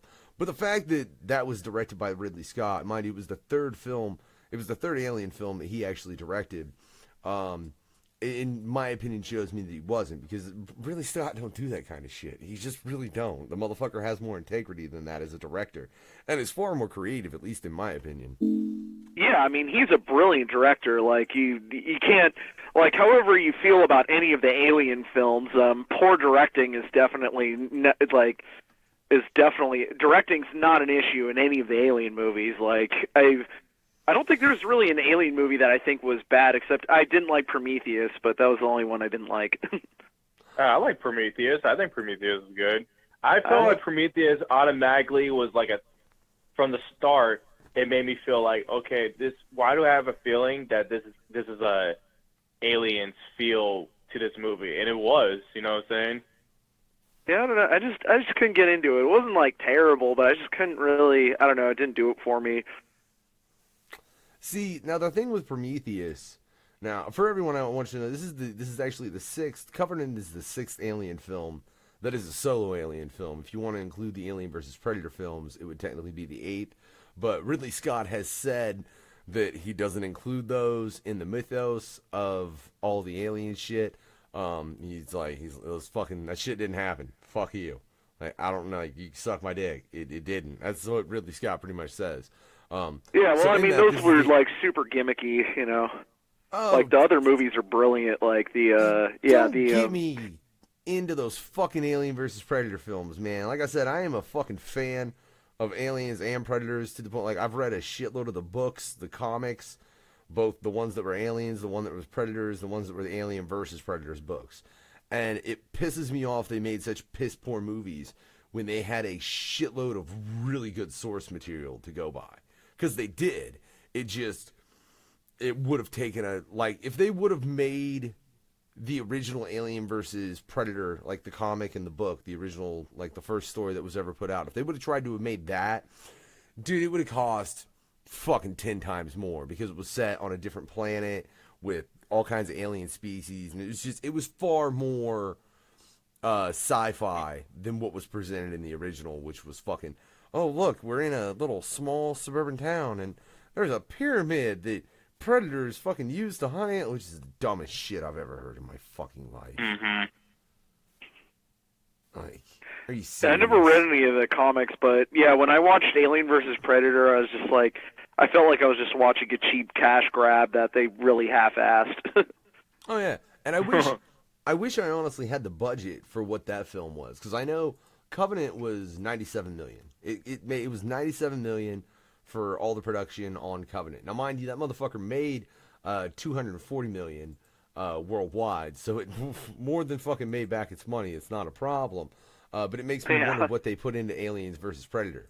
Because if they put that kind of money into that movie and then turned out that shit, there's no excuse. Because this motherfucker had that and turned out a great piece of science fiction. Well, Alien versus Predator was.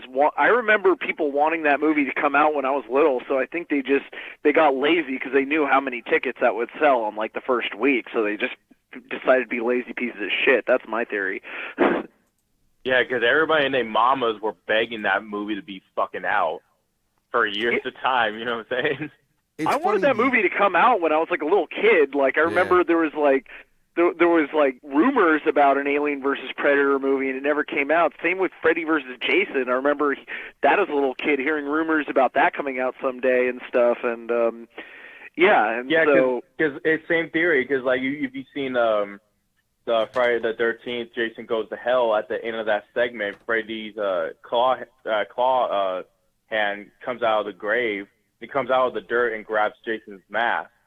That was like, how old was that? Like back in the 1980s, and all of a sudden it took him fucking decades just to get that Freddy versus Jason movie out and shit. Yeah, I feel like both of those would have like been like way better movies if they came out like closer to like when the other ones came out. Like if they had Alien versus Predator like come out like a couple of years like after Alien 3, I feel like that would have been a way better movie. It would have still kept like the fucking. I feel like it would have kept the vibe. Oh yeah, and even in that situation, they could have used more of the story they had in the actual Alien vs. Predator film, because they just released Predator 2 right around that same time, which was based in New York, so that would have made sense. But fucking to flip this back real quick, god damn it, I hate it when I'm fucking trying to make a point. I try and make another point, and then I lose that goddamn point. It happens to me way too often, ladies and gentlemen. It's because my brain spasms, I swear, but that's a different people point. Are in it. Yeah, people are already arguing with us. Well, start with the fucking plot. Start with how it fucking began. Oh, well, wait, no, there you go. Thank you. That brought back what I wanted to note, or what I wanted to go to, though, which is the fact that the whole fact is what you were saying, Elmo, as far as it came out late, the Alien vs. Predator film, so they were ostensibly watered down. That's why Ridley Scott, when he did Prometheus, and you can look up, I mean, this motherfucker has said this, that's why he more made it about the engineers as opposed to the xenomorphs, because he felt that that shit had been so played upon that it was just, it fucking was something that would backfire if you tried to go straight into it. Now, the funny thing is he got a bunch of backlash about fucking there not being any aliens in Prometheus, except for the one at the very end that's not, they technically even have a different fucking name for it. It's not just a regular xenomorph, which is what they call the regular xenomorphs. They're the aliens in Alien. See, I know way too much about this. If you guys would say, if it's an argument's sake, do you think Prometheus was like the prequel of Aliens, or you think it was at a different storyline? No, I've heard a lot of people say it's a prequel. I've heard that said a lot. See, and now here, Ridley Scott has actually gotten into this because it's supposed to be either a trilogy or perhaps 4 films, he's saying now, that are going to make what's going to lead up to Alien. And I'm assuming show the ship crash on LV, whatever the fuck, which is the ship the Nostradamus goes to in the original Alien film. So I'm assuming they're going to show that crash, and I'm half assuming it's going to have something to do with David, and he did something, and that's why that fucking ship is there. Like, maybe he fucked up. Because there's supposed to be another film. Oh, David's an asshole. But there's supposed to be apparently one more film that's after Prometheus, and then there's supposed to, I've heard, which this is the film I'm more interested to see, to be real honest. There's supposed to be another film that's between Covenant and Prometheus that covers the story in between. And then there's going to be number one after Covenant, not after Prometheus, sorry. So there's going to be one in between that's going to be a prequel to Covenant and then a sequel to Covenant. And that's fucking weird. Yeah, it's kind of weird, man. It makes me interested into this film. Well, he said he did it because if you look at it, like, if you look at this film, I'm curious, guys, who do you think's the villain in this film? Like, right off the bat. David. Yeah. Okay. Now, see, a lot of people didn't see that or didn't think that. As far as initially, like, you don't really see him as the main villain, or truly as how villainous he is, until the very end. Which, what a bitch. Yeah. I ain't fucking describing the plot at all. I'm just going into points. So just say, so let's fucking start with the plot. How this starts, man, is, I mean, it's the Covenant. They're fucking taking a ship. They're trying to find a planet because Earth is fucked. Go figure. In the future, Earth is fucked. It's pretty common knowledge. I'm just saying. You know, and then they're trying to do some shit, and fucking a solar wave hits and fucks their shit up. Like they've got screens that collect fucking ostensibly solar energy. They're big ass fucking solar sails. Which is actually something that's been theorized we will use in the future. So I think it's interesting that they use that tech. But it fucks up, it wakes everybody up. And then I love it. I love the fact they kill fucking James Franco. James Franco so fucking quick. I was just gonna get to that point. This is the first fucking movie I've ever seen James Franco die so fucking fast. That motherfucker had a cameo, and that was it. Yeah, he had a cameo. I was like, what the hell? They deep blue seed that movie. For real. Remember Samuel Jackson? They fucking kill him within the first 10 minutes. You think he's gonna be the main and Kill Bill 2, yeah.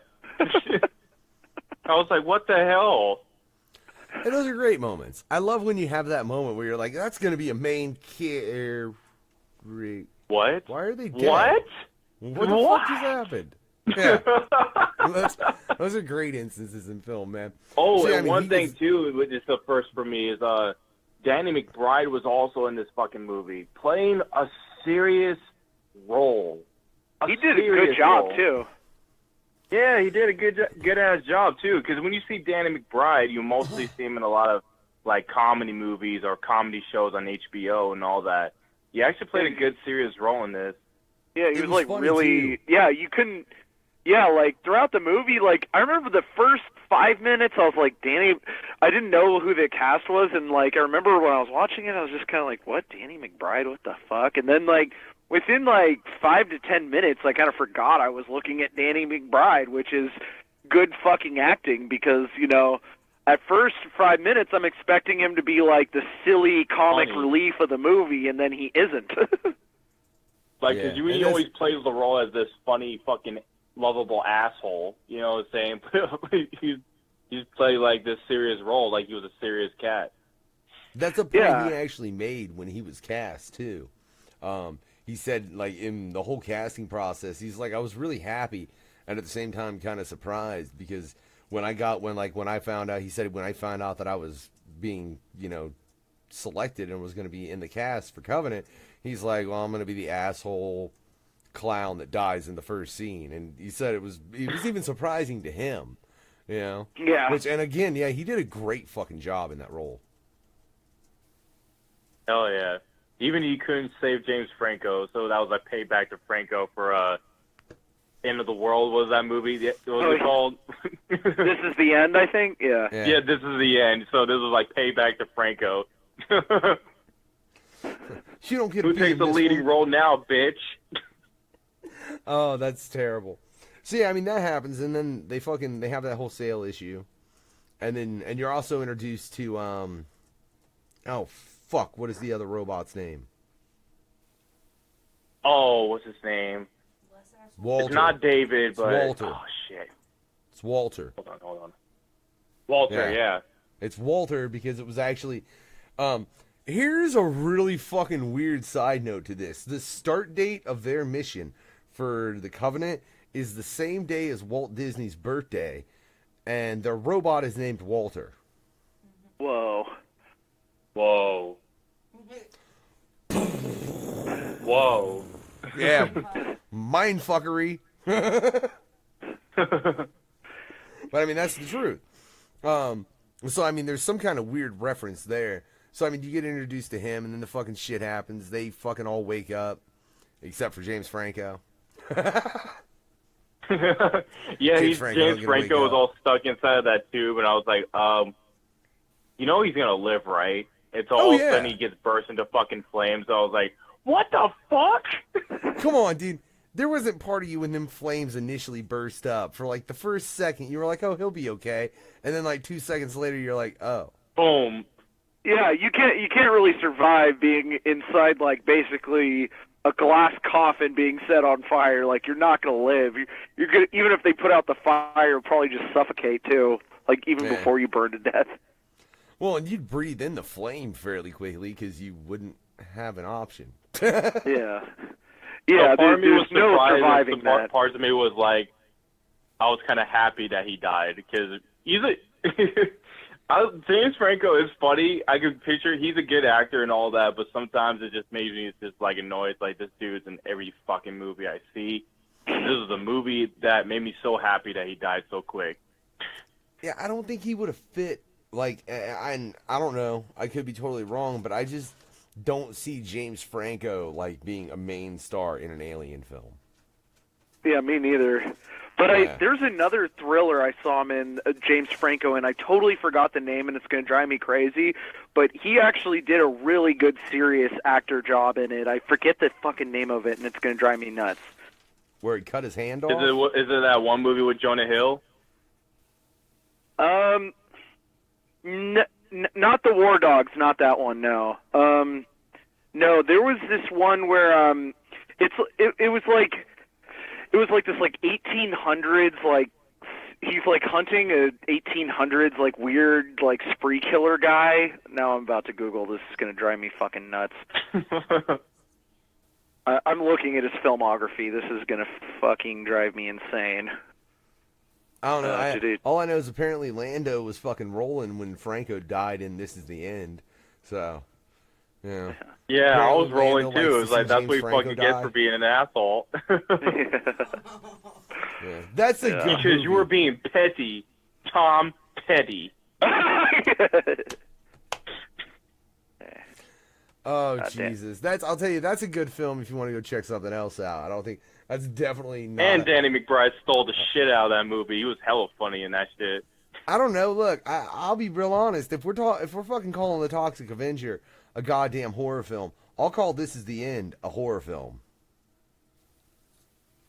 You would call This Is the End a horror film? If we're calling goddamn Toxic Avenger one, yeah, because they're both funny shit about some fucked up shit. Because look, that's the end of the fucking world, bro. I don't know about you, but if that shit really happens, like for real, that's some scary fuck shit.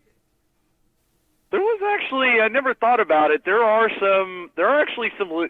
This Is the End had some like actual horror tropes in it. Like that guy was trying to come inside their house and shit, got his head cut off and shit. Yeah, there's some horrific fucking shit. Like, I wouldn't want to live in a world where that shit was going down. Because, no. Yeah, just no. No, the real, No, I'm man, good. no. Just, yeah, no. Like, I would definitely rather go fucking live on the fucking planet that David was fucking living on. I think my chances would be better. And I'm just talking about, like, strand me on the planet. I think I got a better chance of living on that fucking planet with the black fucking spore, you step on it and you're fucked bullshit, than I do fucking This Is the End. Ugh. Do you want He ate had by to a deal with dragon, Satan with his Chuckles? dick hanging out and shit. Like, you'll get ate by a dragon. That shit happens at one I'd point. rather Wow. be eaten by a dragon than dealing with Satan with his dick hanging out and all that. Yeah, see? See, you understand. Never had to deal with the xenomorph. Back to fucking Covenant, though. We're getting off topic. So, they get all jammed up, and while he's out there fucking fixing the fucking solar flare, or the solar sail, they get this weird-ass signal. And I found the movie! Anyway, go on. Did you just say it's a movie? He just yelled it out of nowhere. Yeah, it did. I found the movie that was driving that James. Anyway, go on. I'll talk about that's this the kind one. of lines I would have expected from McBride too. Initially, it was dumb shit like that, but you didn't get it. I get it from fucking Elmo instead. I love you, bro. Go ahead. But yeah, they get that fucking transmission, and it's help me, gentlemen. What's the name of the track? It's Sweet Home.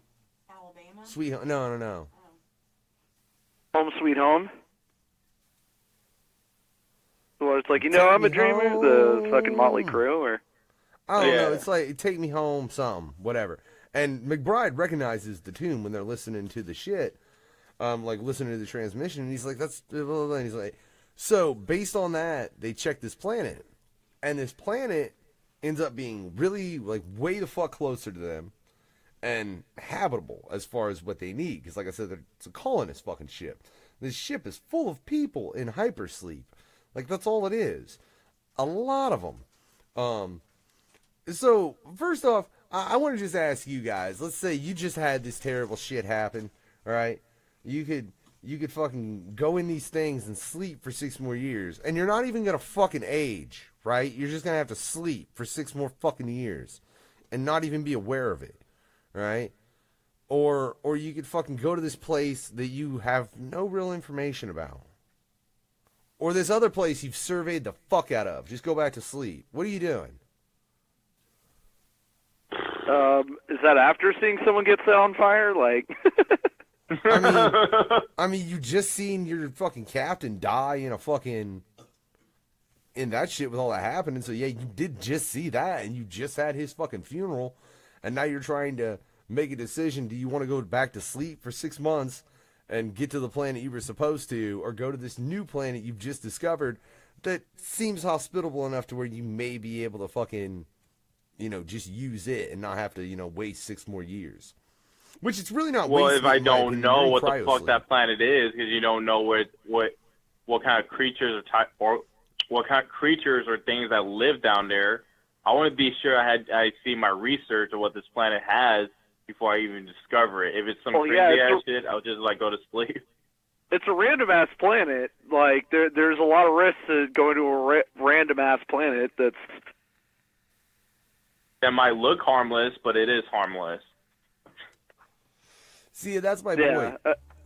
it's this pack of fucking scientists, and they've done all this surveying for this planet that they're supposed to be going to, and on a fucking whim.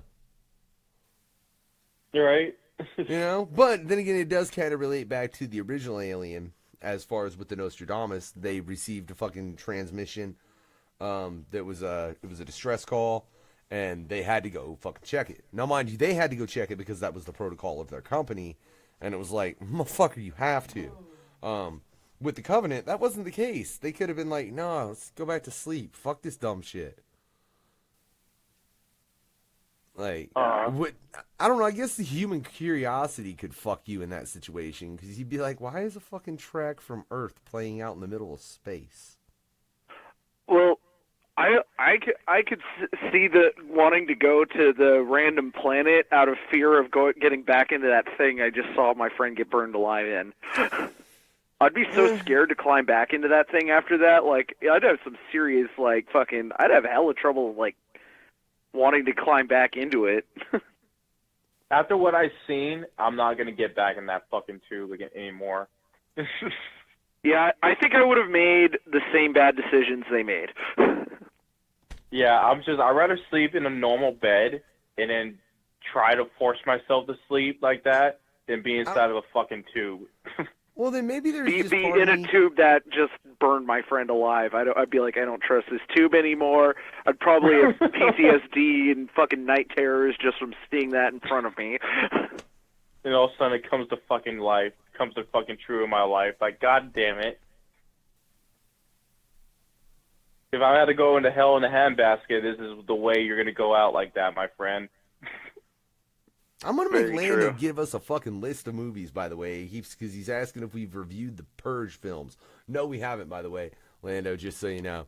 But no, I see your guys' point, and I can understand that. Still, there's this part of me that's like, we've surveyed the fuck out of this planet. We know this planet is good for everything we need. This planet we're not sure of. I'll stay awake for fucking 6 goddamn years. Shit. I can't do that too no more. Look, Chuckles, what if you get to that planet and there's some motherfucking half scorpion, half fucking panther motherfucking thing who wants to eat your fucking asshole? I'm not gonna go in that fucking planet. That's where you're thinking I'm gonna go. I'm not. But what if you didn't know? I'd rather sleep for 6 years. I can't, dude. I mean, that's my point, though, dude. Look, like, if you didn't know until you stepped foot on the planet, like, what if that fucking creature was nocturnal? And it was in a fucking caves all goddamn day, so it didn't come out till night. Kind of like the aliens, because that's what they do, you know. They're active at night, mostly, as Newt would say. I mean, so in a situation like that, you're just fucking yourself, and you're putting yourself on a planet that you have no idea what kind of biology it has. Yeah, and the moment they got to step on the planet, the moment they get off the ship, you notice that there was no life at all in that planet. There was nothing. There was here nothing. It was so fucking quiet. Yeah, and that's not suspicious. Oh, look at this lush planet with all this, you know, there's corn growing, and there's all kinds of trees shit. And grass, and there's not a single noise from an animal. Like, you ain't got a cricket, a bird, fucking no. Right there. This planet seems so fucking sketchy. It's so sketchy. It's like, why am I not hearing a bird? Why am I not hearing a fly buzzing around my goddamn ear that's pissing me off? You know what I'm saying?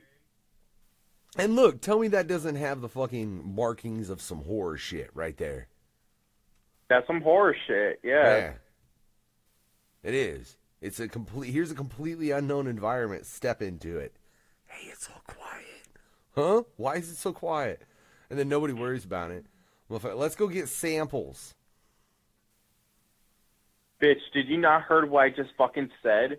Why is it so quiet? No one questioned that.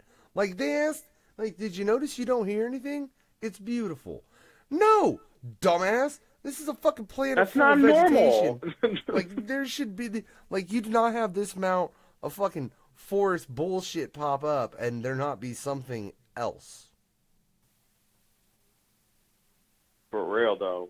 I would maybe think we took a wrong turn and just landed back on Earth or something.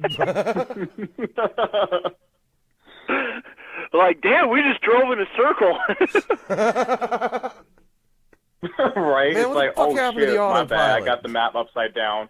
We just drove in a circle and watched our friend burn alive because of it. Because you have the map upside down, you son of a bitch! God damn it, Walter!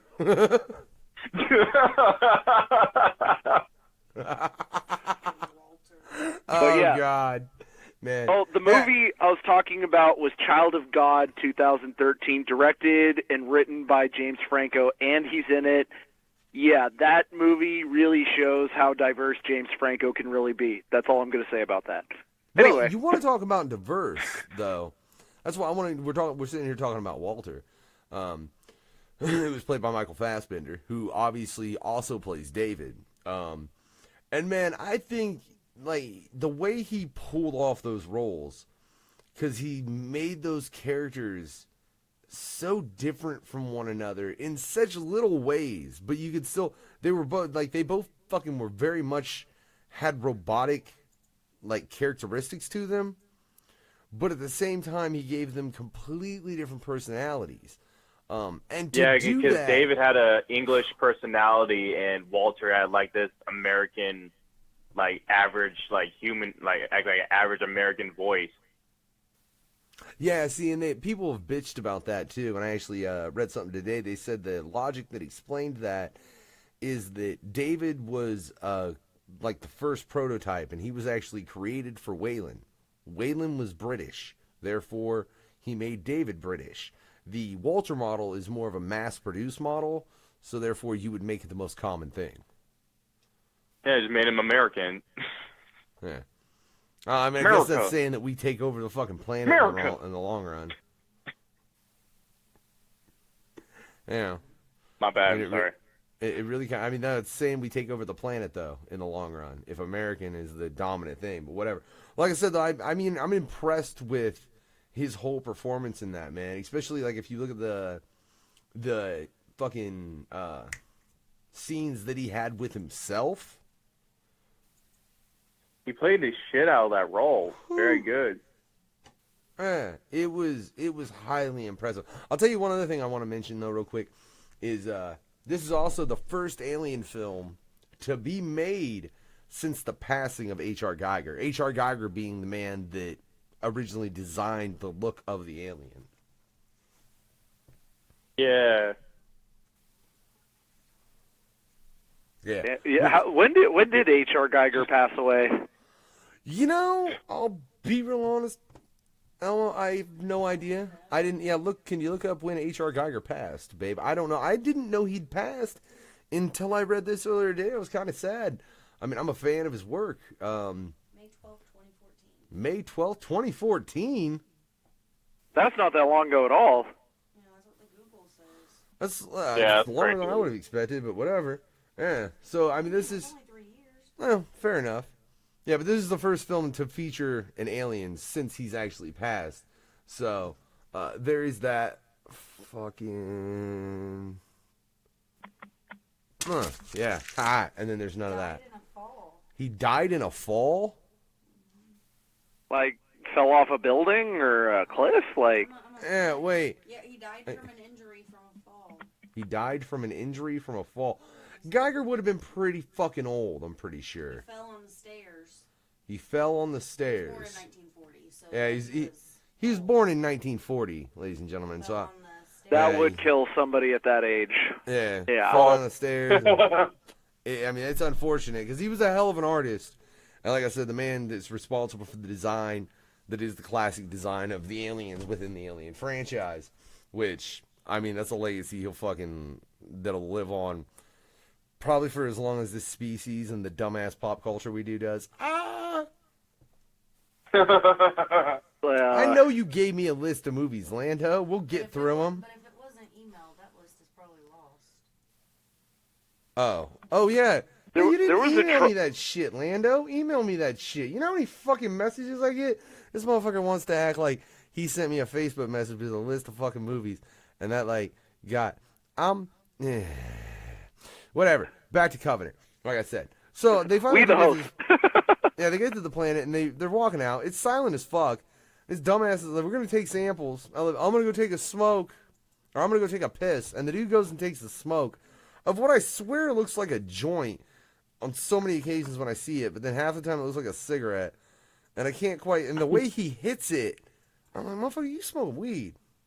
But then he pitches so much of it away. I'm like, if that was weed, you wasteful as hell. It weighs $100,000, not $100,000, but $100 of fucking weed. Some good ass weed right there. What are you doing, dog?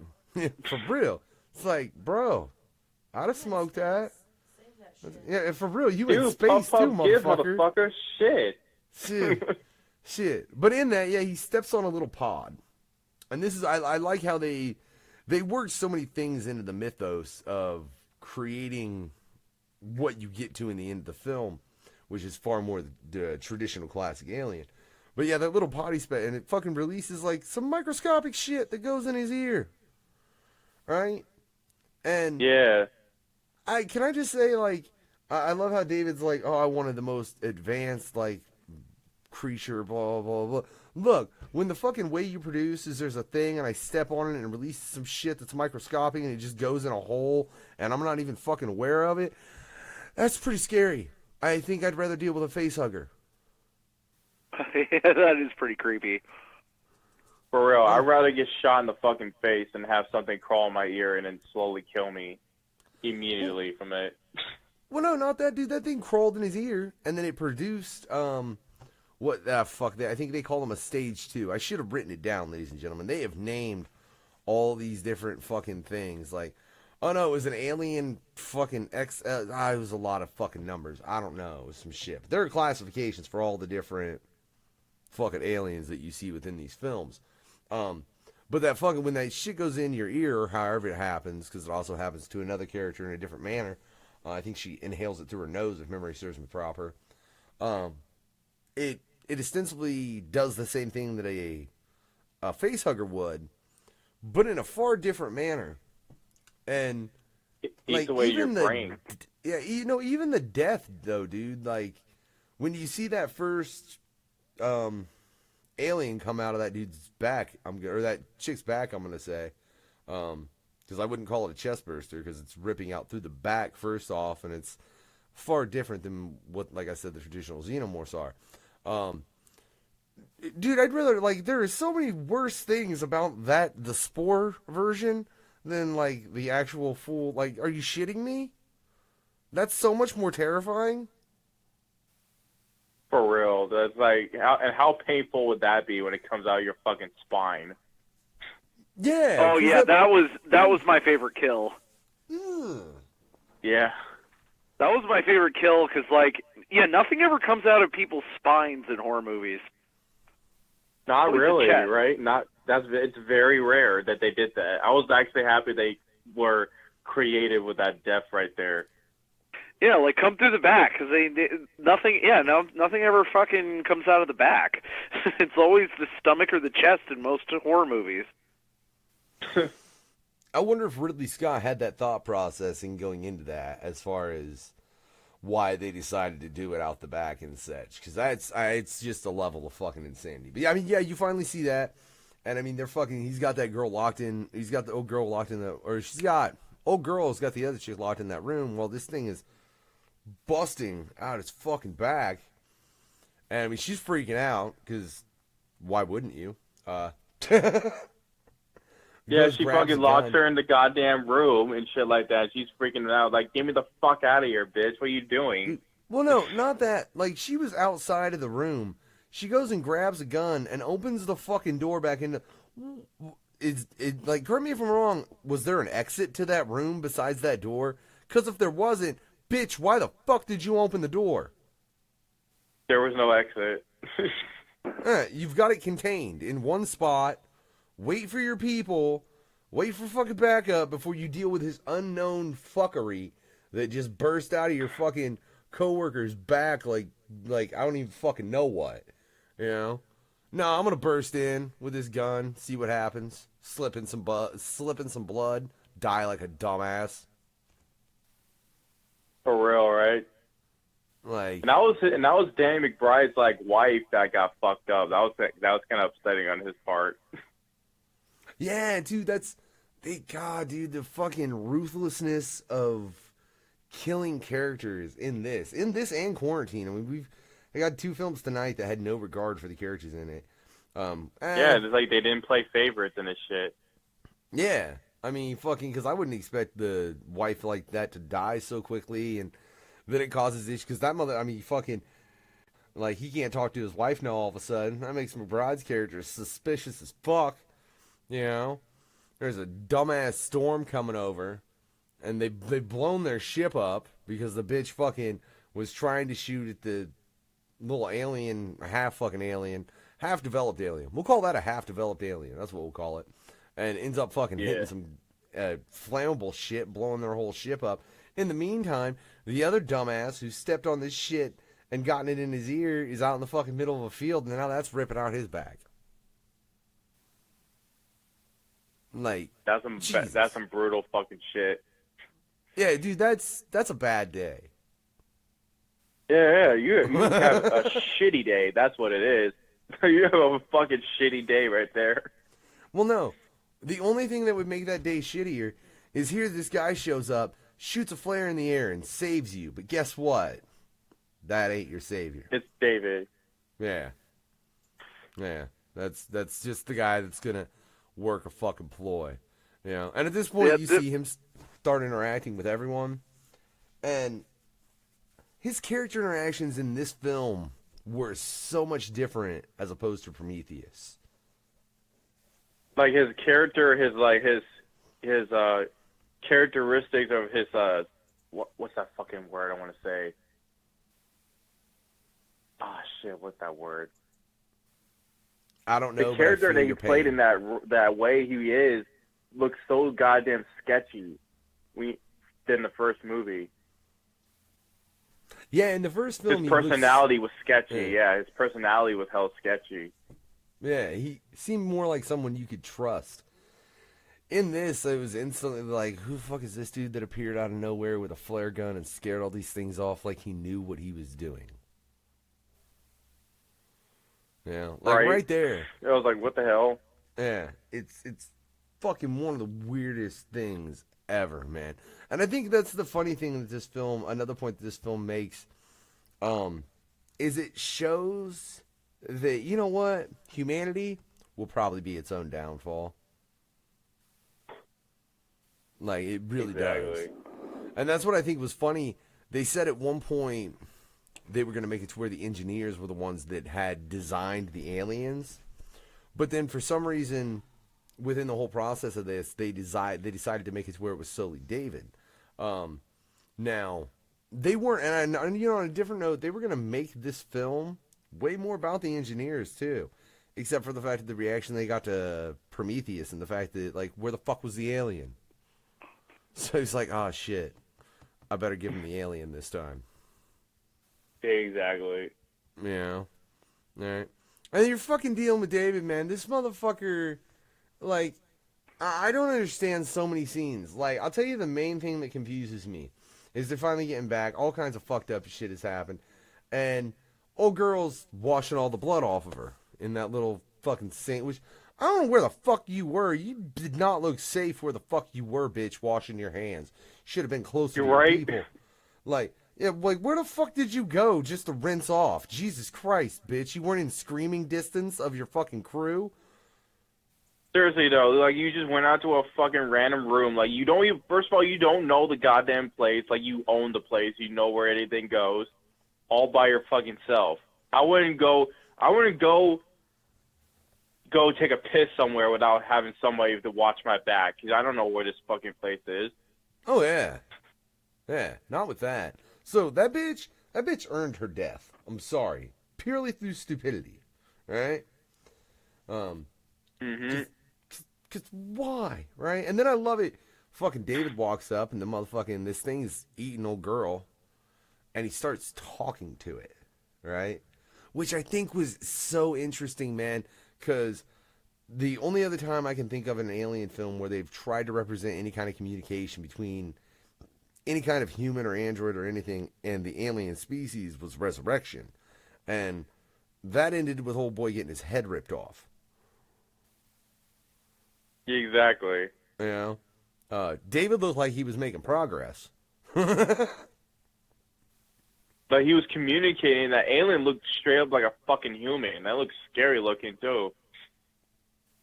Yeah, with that design, that's like I said, and there's a classification and a name for that, ladies and gentlemen. I just didn't write it the fuck down, I'll be honest, because I don't think it's that important. It's because that shit's gonna go by the wayside in the long run with those films, and they're gonna go to the fully evolved that they reached at the end of the film.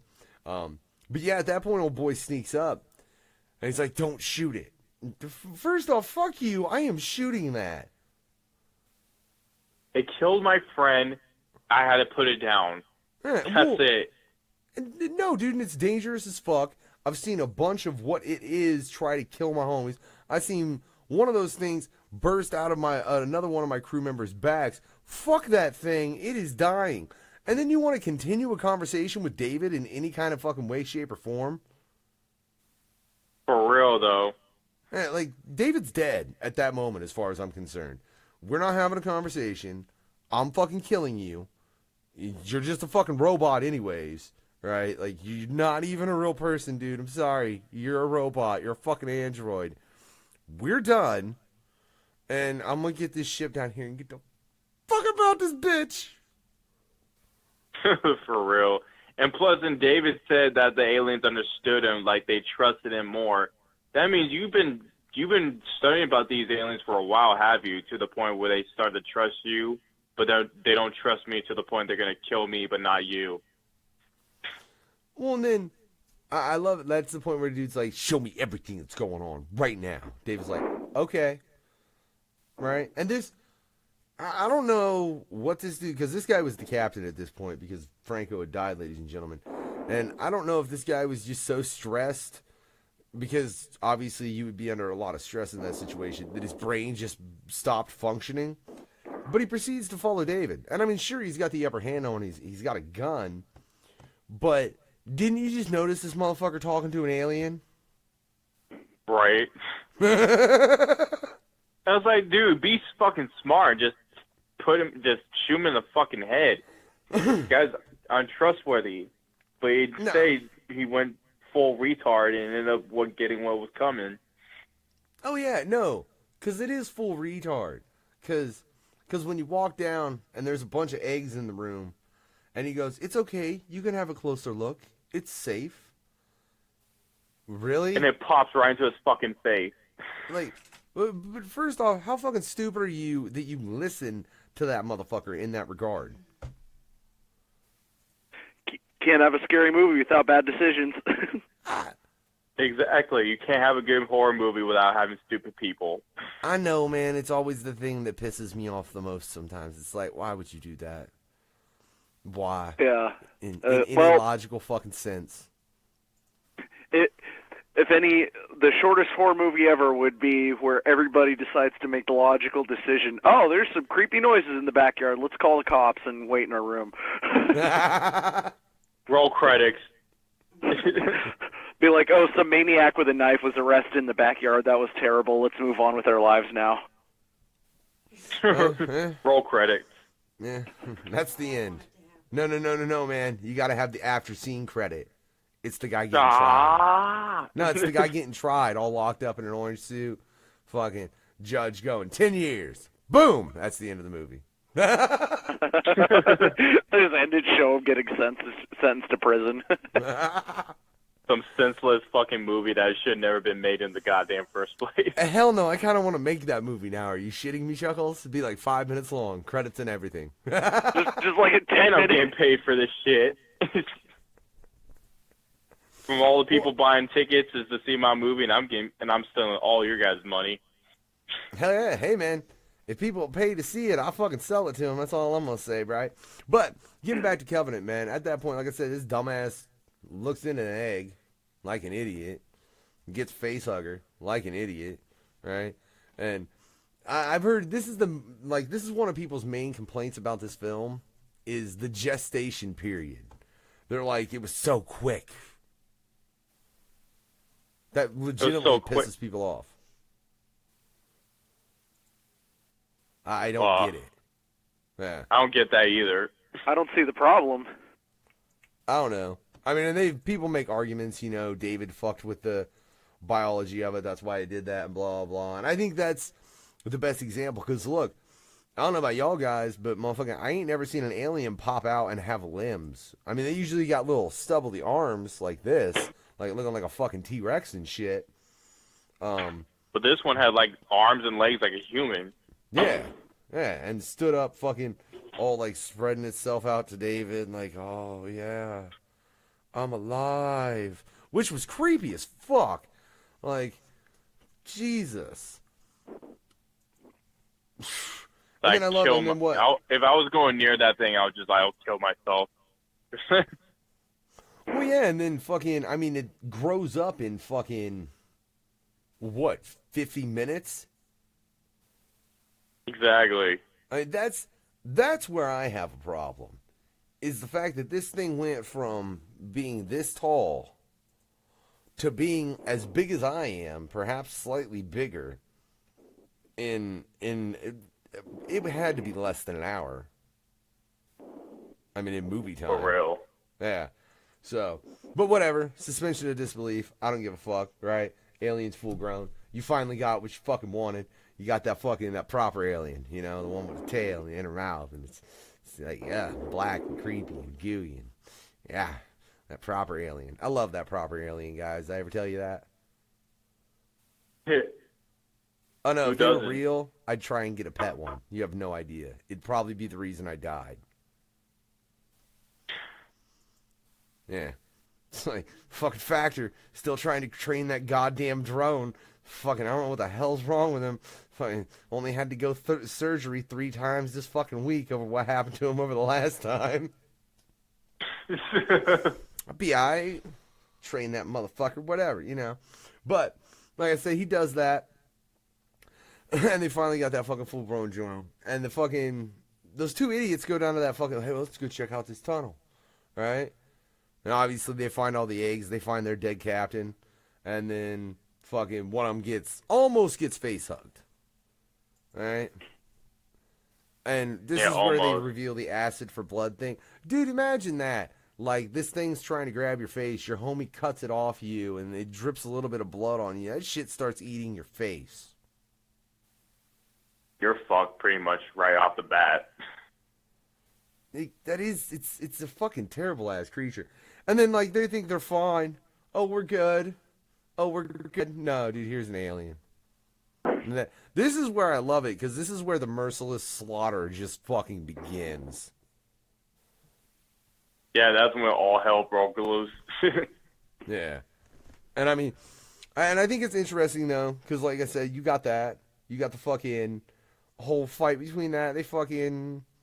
And then fucking old girl's going down, trying to figure out what's up with David and Walter.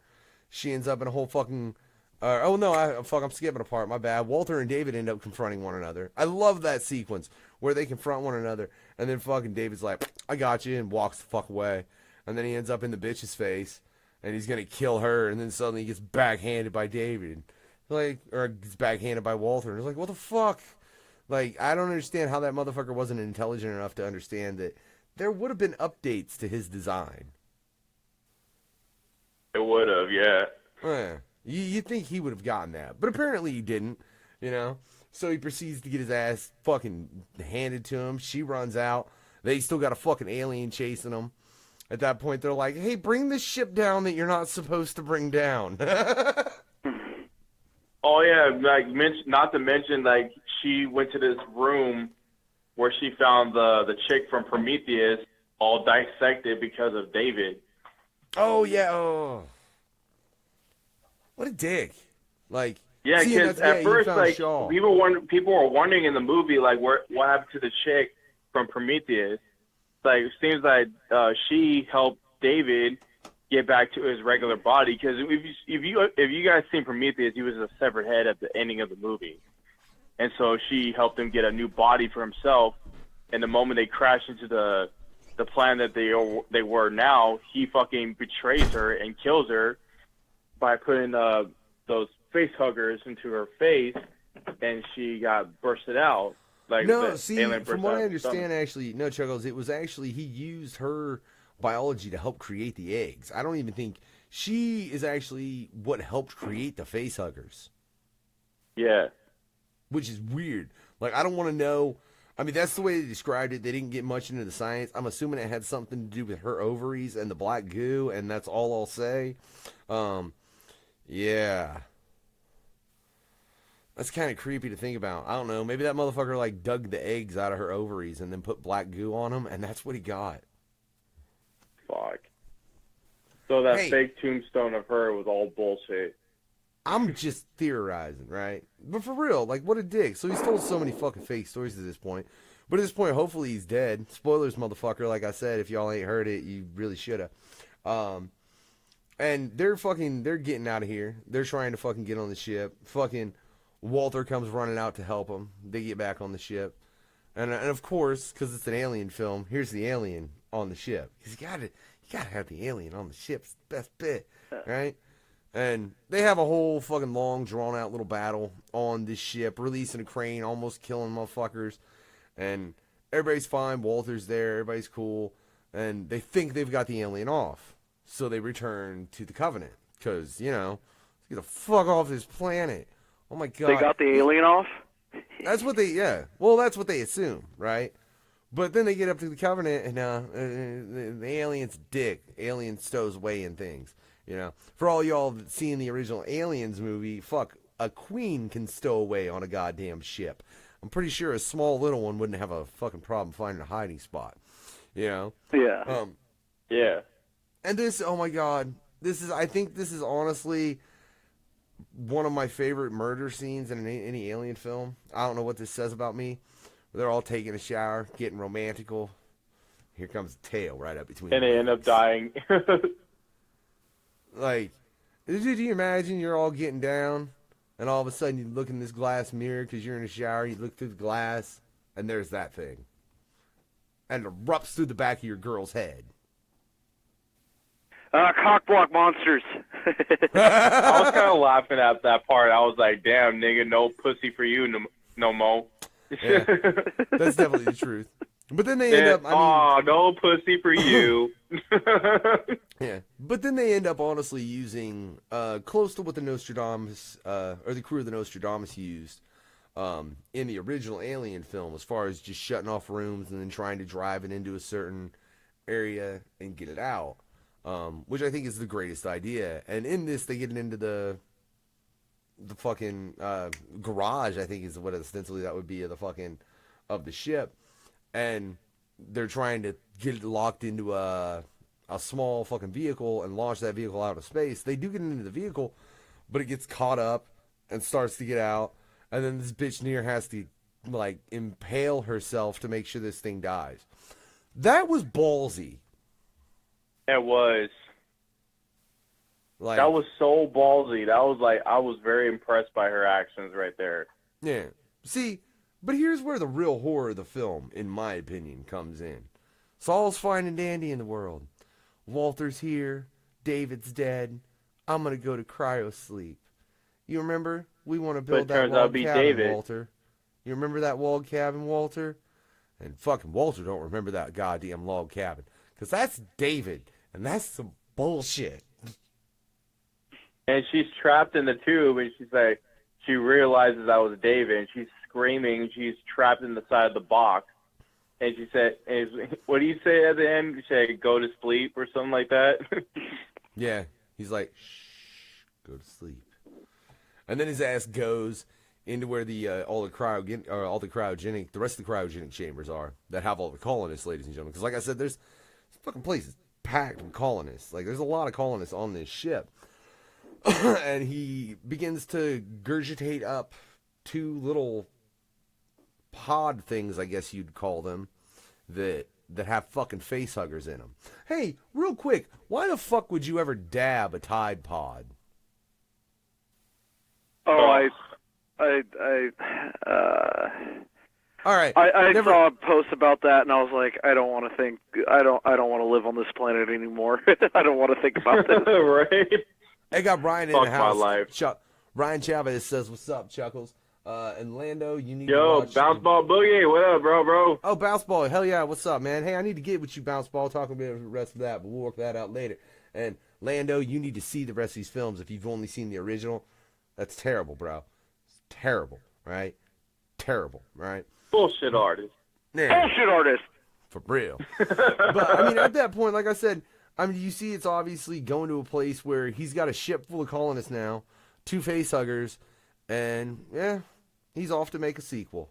I can't wait for that sequel. I want to see where that goes. I think Ridley Isn't it supposed to be out by this year?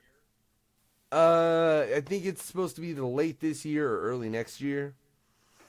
And I think it's impressive, man. Okay. Ridley Scott took something he created a long time ago that, in all honesty, had kind of a little bit been ran into the ground by those Alien Predator films, you know, and brought it back with a fucking gusto. He really did. Yeah. And he's done a great job. I look forward to continue to see what he does with the Alien series going forward, as well as seeing what was in the middle of Covenant and Prometheus, because apparently they're going to tell David's story farther in depth as far as what he did and why he did, the time with Shaw, and that I think will be a very interesting story. But that's not what this is about. This is about Covenant. So, gentlemen, I gotta know, man, what you rate Covenant at? I'd give it a 9. I'm trying not to get even with everybody else, but I would say this movie was good as fuck. I would give it a 9. Oh, see, fuck y'all. This one's a 10. You hear me? It's a solid 10. Hey, we didn't all have the same review. This is good, right? Hey, that is a good point. But I man, gave it a say- 9 out of 10 because I fucking hate David and he was alive. So cut that one mark out. All the rest, though, it was awesome. Hey, but if David wasn't alive, Chuckles, you'd never get Then I'll another give it a Alien 10. film. No, you got to have that next Alien film, though, man. You know you want to see what he does with all those fucking colonists. Oh my God! I hope he fucking dies at the last one. That's what I'm hoping on. You're hoping he fucking dies in the last one. Just say how you really feel about him, Chuckles, for real. But you know what, man? Like, I know we're running late as fuck. This show's been long as hell, ladies and gentlemen. But we're gonna take this. Oh, you know what? We ain't gonna do that like that, right? I gotta switch some shit around, right? Cause we did this little death battle over here, right? A little death match. And man, can I say, guys, we were supposed to do a special episode. You know that? Oh yeah. We'd planned it and everything, and then we totally didn't do it. We totally didn't, like, at all. But look, I'm gonna put this right over my face. I don't even give a fuck. Because we was planning on doing a fucking round and just clearing this shit out, guys. We ain't doing it tonight. It's too goddamn late. I know, Chuckles, you got to fucking get up in the morning, as do I. I don't know what Elmo's trying to do besides get a foot job, but that's besides the point. All right?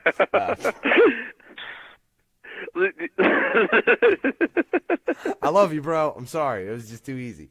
All right? But we gotta work on these semifinals a little bit. Or what we could do, we could say fuck these semifinals. We could do this in the next couple days, man. 3 of us just get together at some point, do this whole semifinals, and really do the match that I kind of want to do. What do you guys think? In the next 3 days? Well, I said the next few days, like, we could just get together. I mean, even fucking we recorded it, like, we could just get together and get it done and get it out to the people as far as where they can get our breakdown of the rest of this death match and how it's all going to go down. But I kind of wanted to do that one we was talking about.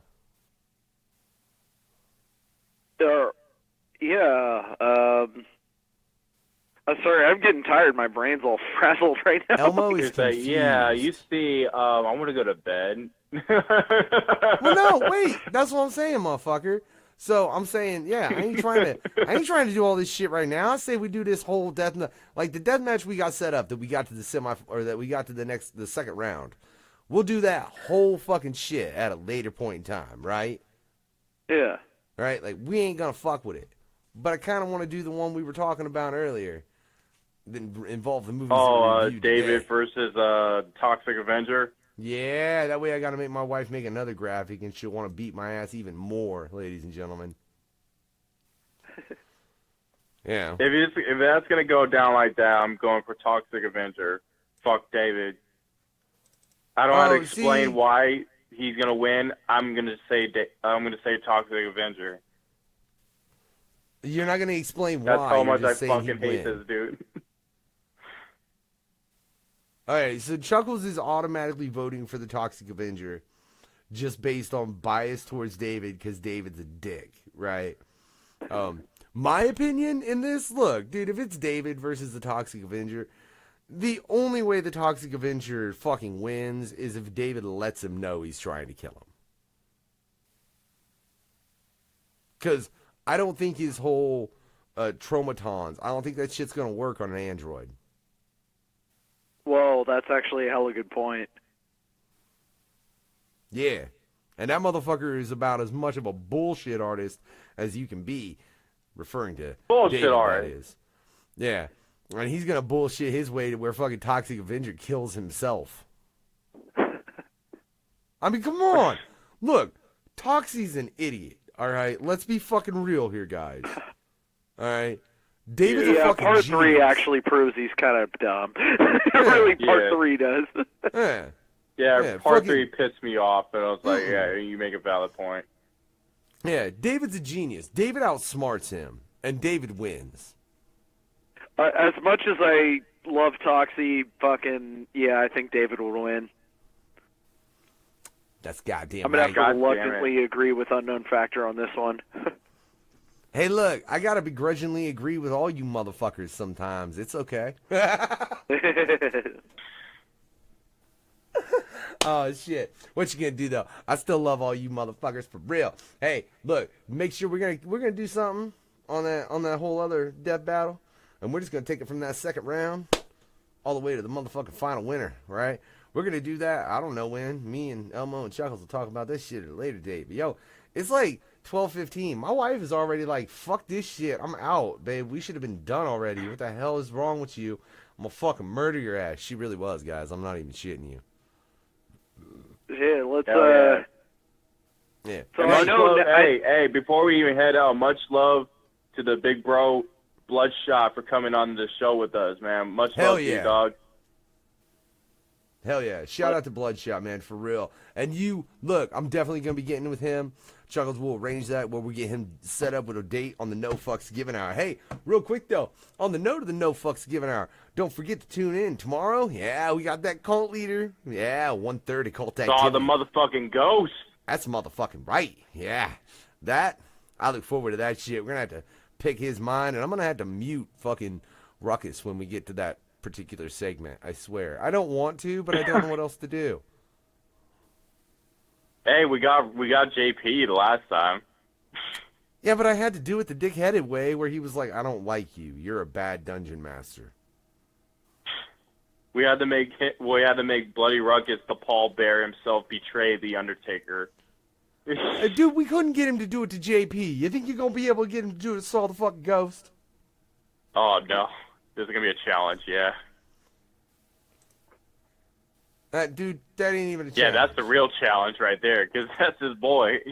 Yeah, that ain't even a challenge. That's something else entirely. But ladies and gentlemen, this has been the Freaky Fucked Up VR. I'm the Unknown Factor at Chuckles and Elmo. Y'all got any final thoughts before we cut about this bitch? I picked Beware Children at Play for the next show. Yeah, he picked some creepy shit. What do I fucking pick? God damn it, Elmo. Ah. Look, fuck that. Chuckles, we'll pick that shit tomorrow. I swear to God, we'll do a little fucking live feed. Fuck it.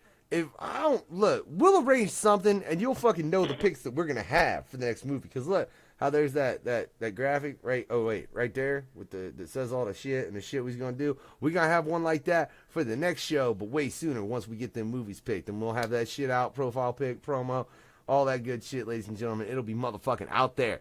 But I'm fucking out of here, god damn it. It's late. Deuces, All right, peace out, y'all. Yeah, we love y'all, man.